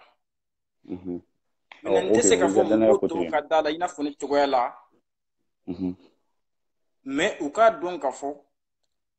Razbas ye a ka devoir yɛrɛ an bɛ se ka fɔ a ka mission yɛrɛ accomplira ka ban. Parce que ne ni mɔgɔ ɲɔgɔnna caman bɛ yen fɛn caman tun bɛ nin article ko in ni Mali sariya sunbanko in sariya sunko in na je ne savais pas. Et pourtant n ye école kɛ ka se fo niveau dɔ la. Mais je me suis pas intéressé à la loi. Bon caman bɛ ka siran k'a fɔ ko ni Razbas fana sɔrɔla nin ko sugu la o kɔrɔ ye Razbas ye fɛn fɛn fɔ o kɔrɔ ye o ye nkalon de ou bien a y'a kɛ ka da mɔgɔ de kama. Ce qui veut dire que mɔgɔ minnu mana da o la o kɔrɔ ye halisa Razbas bɛ ka min fɔ a ma faamuya. Parce que n'a faamuyara n'a fɔra ko Razbas ye a bɛ ka nin kɛ mɔgɔ dɔ de ka nafa kama n'a danna ne kelen ma a tɛ don ne kunna. Parce que mɔgɔ min bɛ sɔrɔ ka Razbas sara k'a bila nin baara la a b'i n'a fɔ anw de y'a sara k'a bila baara la ko a ka Mali ka ko dɔ bɛ anw t'a dɔn a ko ɲɛfɔ an ye. N'a fɔra ko mɔgɔ dɔ sɔrɔla ko de Razbas sara ou bien o de contrat signé ani Razbas cɛ ka Razbas financer pour que a k'o baara in kɛ ne yɛrɛ fɛ a b'i n'a fɔ ne yɛrɛ de o tigi ye. Bon ne t'a dɔn n bɛ se ka jɔrɔ o la cogo min na k'a fɔ ko Razbas sera ka contrat dɔ de kɛ ani mɔgɔ dɔ cɛ ou bien Razbas vocal dɔ de kɛ ani mɔgɔ dɔ cɛ k'a fɔ k'a bɛ ka nin baara in kɛ mɔgɔ dɔ de ye. Moi quand même je suis conscient que ne tɛ se ka a tɛ se ka don ne kunna. D'accord. Mais a bɛ se ka kɛ u bɛ se ka bɔ n'a ka vocal dɔ ye k'a fɔ ko ani mɔgɔ dɔ ye conversation dɔ kɛ corruption ko la a sen b'a la. O bɛ se ka kɛ. Mais o t'a to ko Razbas ye min fɔ ne ye ne bɛna tugu o la parce que déjà ne y'a baara kɛ n'a ye ne a delila ka min fɔ ne ye ne y'o dɔn ne delila ka baara kɛ n'a ye et puis a ye delila ka kuma dɔw fɔ i n'a fɔ min ye loi kow ye ne yɛrɛ y'a dɔn k'a fɔ ko don dɔ la ni ko dɔ sera ne ma ne ni sariya cɛ n bɛ se ka bɔcogo sɔrɔ a la. Normalement ça doit me suffire. D'accord. Vocal ko ninnu filɛ nin ye avec la technologie maintenant mɔgɔw bɛ se ka fɛn bɛɛ kɛ. Ouais. Tout le monde est capable d'aller sur le Google, rechercher faire des recherches de logiciels qui fait des transformations de voix qui ne seraient pas faciles à décrypter. Bon, il bɛ se k'olu utiliser n'i bɛ mɔgɔ contrôle la i bɛ se ka baara bɛɛ kɛ walasa ka a mangoya a ka di mɔgɔ min ye. N'a danna ne kɛnɛ kɔni ma jɔrɔnanko tɛ mais o t'a to k'a fɔ ko ni a fɔra Kɔrɔjiba yɛrɛ ko dɔ la a preuve yira la k'a fɔ ko nin ye corruption ko ye Kɔrɔjiba sen b'a la alors que Kɔrɔjiba delila ka mɔgɔw sensibiliser corruption ko la o t'a to k'an t'a fɔ ko allo o t'a to ko an t'a fɔ Kɔrɔjiba ye sira bila n tulo b'i la ok donc i bɛ kuma kuntala surunya ko mɔgɔ wɛrɛ wele nɔfɛ quoi voilà bon n'an b'a fɛ ka kuma surunya ka explique ye u k'a dɔn Kɔrɔjiba ye min f'u ye n'u y'a faamu n'u sera ka baara kɛ n'a ye u kana jɔrɔ k'a fɔ ko Kɔrɔjiba sen mana ye ko la k'u tɛ se ka bɔ cogo wɛrɛ sɔrɔ u yɛrɛ la o dɔrɔn de ok merci beaucoup a faamuyara a diyara n ye an bɛ mɔgɔ wɛrɛ ta quoi Mohamed Sako appelle b'i ka niveau la i b'a la i b'a décrocher déjà vidéo bɛ fɔ 1 heure et quelques là on va essayer ka ko kɛ a laban kɛ e ye quoi o ye Sako ale de somɔgɔw basi foyi tɛ yen bɛɛ lajɛlen tulo b'i la n ma ka kuma n bɛna kuma o kan ani Madu ta fanfɛla mɔgɔw tulo b'i la bon Madu ta fanfɛ mɔgɔ minnu bɛ k'a fɔ ko fantanden de don ko mɔgɔ man kan ka jigin a la an fɛn o fɛn bɛ ka kuma jɔn ye faamaden i hakilina fɔ mɔgɔw tulo b'i la o wala mɔgɔ si tɛ faamaden ye anw na bon ni hɔrɔnya tilana mɔgɔ la dɔrɔn fɛn bɛɛ tilalen la sinon Madu ka WhatsApp de tun bɛ ka fonctionner ka tɛmɛ hali Arasibati yɛrɛ ta kan mun na a tun bɛ fantanko kɛlɛ mɛn na attends WhatsApp jumɛn a kun ka groupe sigilen don WhatsApp ne yɛrɛ kun b'a kɔnɔ Madu ka groupe ouais ne yɛrɛ tun bɛ yen a wagati n bɛ k'u jateminɛ u ka gɔngɔn wuli wagati fatikun wagati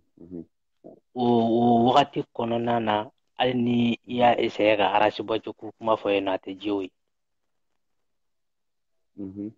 tɛmɛ n'i ka kuma ye mɔgɔw tulo b'i la bon ma fana fan fɛ n bɛ ka min f'i ɲɛna anw tɛ video man ye bon aw min bɛ ka essayer k'anw nabɔ ko kalama a y'aw fɛɛrɛ tension ma tɔgɔ in na parce que ne bɛ ma dɔn très bien ma fɔ a bɛ ne dɔn dɛ nka ne b'a dɔn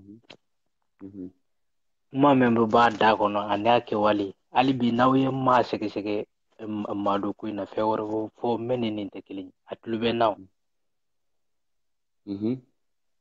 ma bɛ fɛn wɛrɛ fɔ min ni nin tɛ kelen ye n'i ye ma ta en privé a bɛ fɛn wɛrɛ f'i ɲɛna min ni nin tɛ kelen ye muso min don aw si t'a dɔn faransigi la nka aw bɛna dɔn a ka baarada tɛ foyi ye k'a ɲagami k'a bila dɔrɔn donc an tɛ se k'an si sigi ka o kuma de fɛngɛ tantɔ an tɛ se k'an si kɔ la cɛ min fana ko ma ka kuma n'i y'a jateminɛ k'a bɛ Arasibati fɛ saya bɛ si ma a bɛ mɔgɔ bɛ supporter Mali kɔnɔ fɔ Arasibati parce que ne b'a dɔn o fan fɛ ne bɛ ma yɛrɛ a ka kumakan dɔ bɛ ne yɛrɛ bolo a tɛ se ka bɔ k'a fɔ ko Mamadu Sakɔ ye nkalon de tigɛ i jɔ an ka ɲɔgɔn lamɛn e bɛ k'i hakilina de di wa ou bien e fana ta ye kɛlɛ dɔ de bɛ ni maa cɛ ou bien non kɛlɛ tɛ ne ni maa cɛ parce que mun na n b'o fɔ mais i jɔ fɔlɔ ni kɛlɛ t'anw ni ɲɔgɔn cɛ i bɛ ka vocal min fɔ k'o b'e bolo o vocal ayi a ka vocal tɛ ne bolo dɛ a ka vocal tɛ ne bolo je pense que i ko ko maa ka vocal dɔ b'i bolo non a ka vocal tɛ ne bolo n ko ma voilà parce que mun na n bɛ nin kuma in fɔ maa bɛ ka a bɔra ka a yɛrɛ lajɛya e ka page kan sisan mais a yɛrɛ lajɛya cogo di i bɛ se k'o yɔrɔ fɔ wa parce que olu de ye yɔrɔ important ye quoi ko n yɛrɛ dabɔkun y'o de ne n'a ka débat kɔnɔ a mun de faamuyara ne question mun posé a kun a ye jaabi minnu di ne ka question yɛrɛ fana a bɛɛ lajɛlen ko an fila bɛ taa e ye mun faamuya kɔnɔ. Ne ye min faamuya kɔnɔ Madu ta fan fɛ ani Madu ta fan fɛ. Parce que mun na n k'a bɛ k'a yɛrɛ lajɛya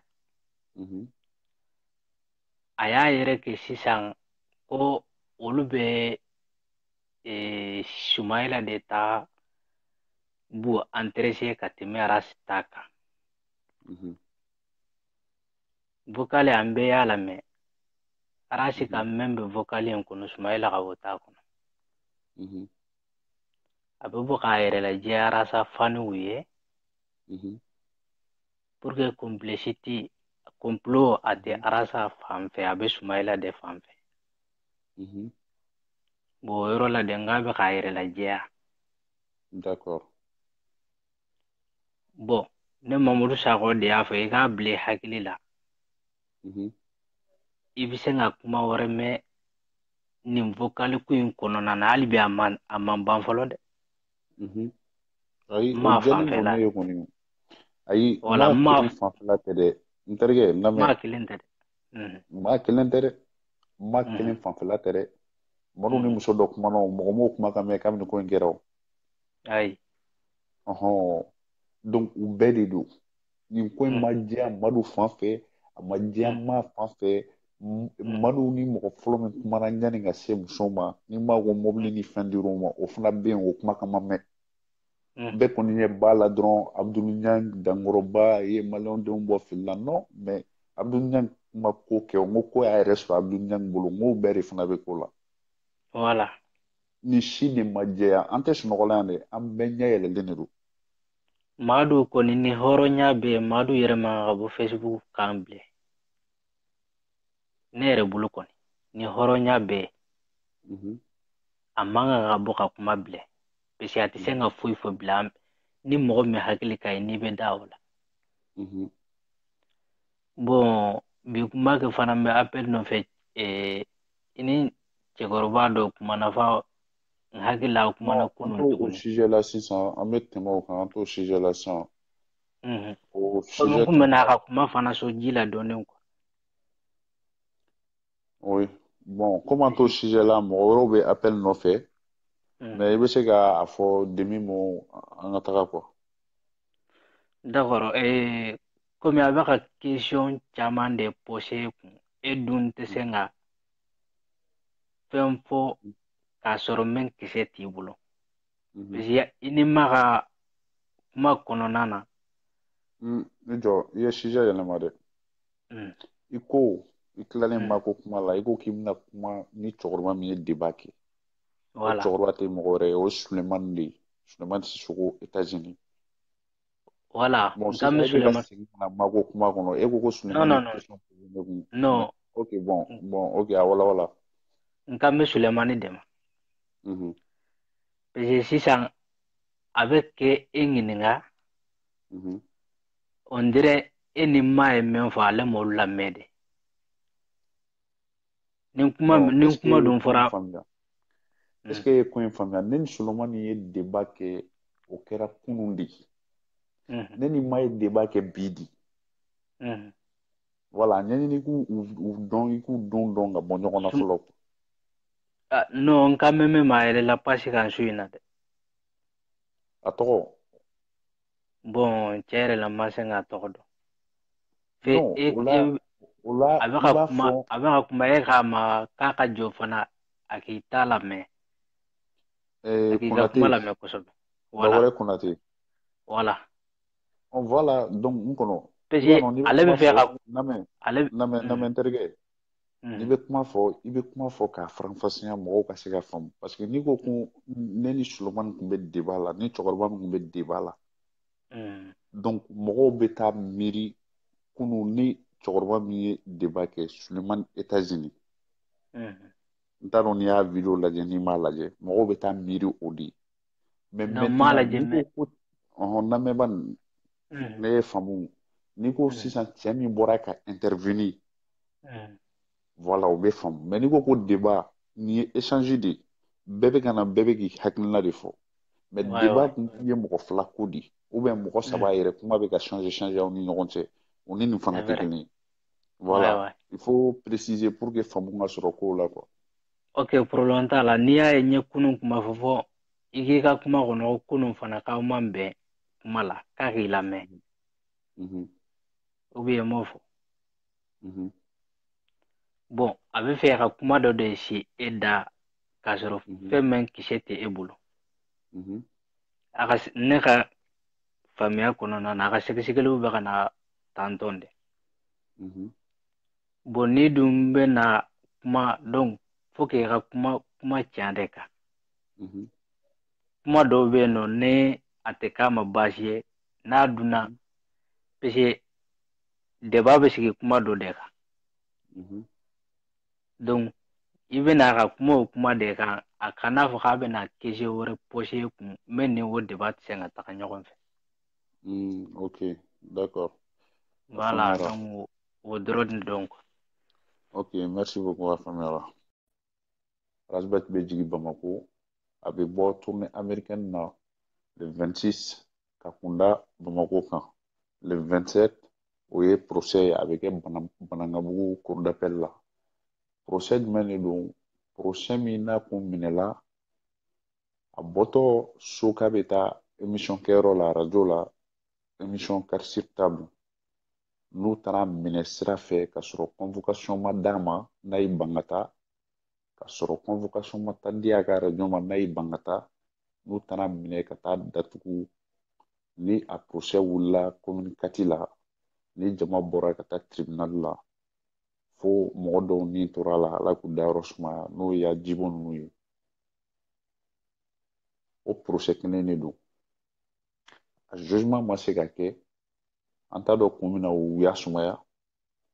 o kɔfɛ u tilara ka procès na wuli Baci nalen a ka tournée européenne na tuma min na a nana Espagne fɛ k'i to Espagne ka na Faransi meeting kɛ k'i to yen ka taa Allemagne ka bɔ Allemagne Italie ainsi de suite o ye procès na wuli tuguni a kɔfɛ a segintɔ la Mali bɛɛ bɔra ka taa kunbɛn Bamakɔ bɛɛ bɔra ka taa kunbɛn o de la o procès kelen de don toujours procès kura tɛ dɛ toujours o procès kelen de don o de fana bɛna kɛ lundi nata le 26 ne ma fili o de lundi nata ye bon en tout cas le 27 kɔni n t'a dɔn a bɛ bɛn lundi nata ma en tout cas le 27 Bamako Banankabugu donc procès bɛ kɛ a ɲinilen don maliyɛn den bɛɛ lajɛlen fɛ bɛɛ ka taa nin procès in kɛnɛ kan tiɲɛ ka taa ci ka yira diɲɛ bɛɛ la yen diɲɛ fan bɛɛ mɔgɔw bɛ taa tribunal la wa diɲɛ fan bɛɛ droit bɛ bɛɛ bolo ka taa tribunal la ka t'i sigi ka lamɛnli kɛ ka jugement kɛ diɲɛ jamana bɛɛ a tɛ yen fo ni tribunal tɛ tugu min na sinon loi si tɛ yen jamana si tɛ yen ko tribunal la ko mɔgɔw droit t'u bolo ko ka taa jugement assister i bɛ don i bɛ t'i sigi i bɛ lamɛnli kɛ e tɛ taa k'i bɛ kiiri tigɛ dɛ e tɛ taa k'e bɛ kuma fana mɔgɔ min problème b'o da la k'e bɛ taa kuma o nɔ la dɛ e bɛ t'i sigi de i bɛ lamɛnli kɛ o droit bɛ diɲɛ fan bɛɛ donc ni minnu taara n'aw bɛ fɛ ka don aw bɛ se ka don n'u y'aw bali donni ma fana a kana kɛ mankan ye n'aw taara fana aw ka jɔ yɔrɔ kari t'a la bɔgɔli t'a la fanɛni t'a la banɛni t'a la ni ala ni kira sɔnna ma lundi ka di kojugu procès ɲɔgɔn tɛ kɛ Mali kɔnɔ a dalilu bɛɛ bɛ bɔ procès yɛrɛ bɛ min nɔfɛ k'a ko militaires ka wari bɛ ka suɲɛ générali zɔnw fɛ o procès kelen de don n'a wagati n'u y'a wele k'a fɔ ko a bɛ k'a fɔ ko a kana n'a fɔ k'a fɔ wagati tɛ sisan ye n'a ko u ma ko est ce que a suɲɛ wagati ye sisan ye toujours o procès kelen de bɛ yen donc a bɛ kɛ le 27 Banangabugu cour d'appel la a ɲinilen don maliyɛn den bɛɛ lajɛlen fɛ mɔgɔ mɔgɔ ko tiɲɛ ka di ye aw ka taa nin ko in na a ka taa tiɲɛ ka juger aw bɛɛ lajɛlen ɲɛna yen nɔ. Donc ne tɛ se k'a faamu mɔgɔ jugera kɔfɛ o kɛra ka to Faransi. Ɲana ka na Faransi aw ma se k'a juger. Aw bɛ ka essayer ka kow namara k'a b'a kiiri tɔrɔ min k'a daja aw yɛrɛ la. A nana Faransi a y'a namara kɔfɛ tuguni k'a daja aw yɛrɛ la. Chaque fois jateminɛ b'a yira n'a bɔra ka taa kɔkan de u b'a namara ka procès wuli a kɔfɛ. Et puis ne yɛrɛ kelen ka hakilina ni ka jate min ye o de ye nin procès min wulilen filɛ nin ye a kɔfɛ sisan a bɛ Amérique de ni Ala sɔnna le 26 a bɛ bɔ yen a bɛ avion ta a bɛ kun da Bamakɔ kan. Ne tɛ se k'a faamu procès in wulila a nɔfɛ tuguni a kiiri kan ka kɛ c'est normal mais déjà u ye namara fɔlɔ ju tigɛ ka filanan ju tigɛ ɲɛma sɔrɔ o la. Sisan an bɛ ka don sabanan de kɔnɔ mais dabɔkun wɛrɛ t'a la parce que a taalen kun don tournée la ka tournée programme tiɲɛ tournée bɛɛ kana se ka kɛ parce que les preuves est que tournée min yɛrɛ meeting kun kan ka daminɛ don min yɛrɛ New York u ka mɔgɔw bɔra fan bɛɛ fɛ k'a man kɛnɛ k'a dalen don dɔgɔtɔrɔso la. O kun tɛ dɔwɛrɛ ye pour que mɔgɔw ka saliya u kana na bɔ ka taga caman kana na taa. A filanan ye mun ye parce que u sirannen don olu bolo a bɛna fanga de ɲini parce que u b'a dɔn a fɛlen don bi a dalakan lamɛnnen don n'a ye min fɔ mɔgɔw dalen b'a la. Donc procès wulikun kun dɔ ne fana ka faamu la a bɛ se ka ko o ye mais mɔgɔ min tɛ fanga ɲini a tɛ foyi ɲini na. Mais o kun ye ne ka faamu ye mais n bɛna kuma bila yan n b'a fɔ le 27 novembre le 26 Arasta bɛ bɔ tournée américaine na le 27 ni Ala y'o ɲuman don Bamako le 27 ye procès a bɛ kɛ Falajɛ Banankabugu cour d'appel la. Maliyɛn den bɛɛ ka ɲɔgɔn sɔrɔ yen mɔgɔ si kana taa ni kɛlɛ dusu ye kɛlɛ dusu tɛ an bɛ dalilu ko kɛlɛ de la. Donc bɛɛ ka taa bɛɛ droitlen don fana ka taa. Diɲɛ jamana foyi tɛ ko tribunal la ko mɔgɔw droitlen tɛ ka taa citoyenw droitlen don ka taa ka t'u sigi k'a lajɛ. Donc bɛ bɔ kuma la yan nɔ Ala k'an bɔ su la aw bɛɛ lajɛlen salamu aleykum.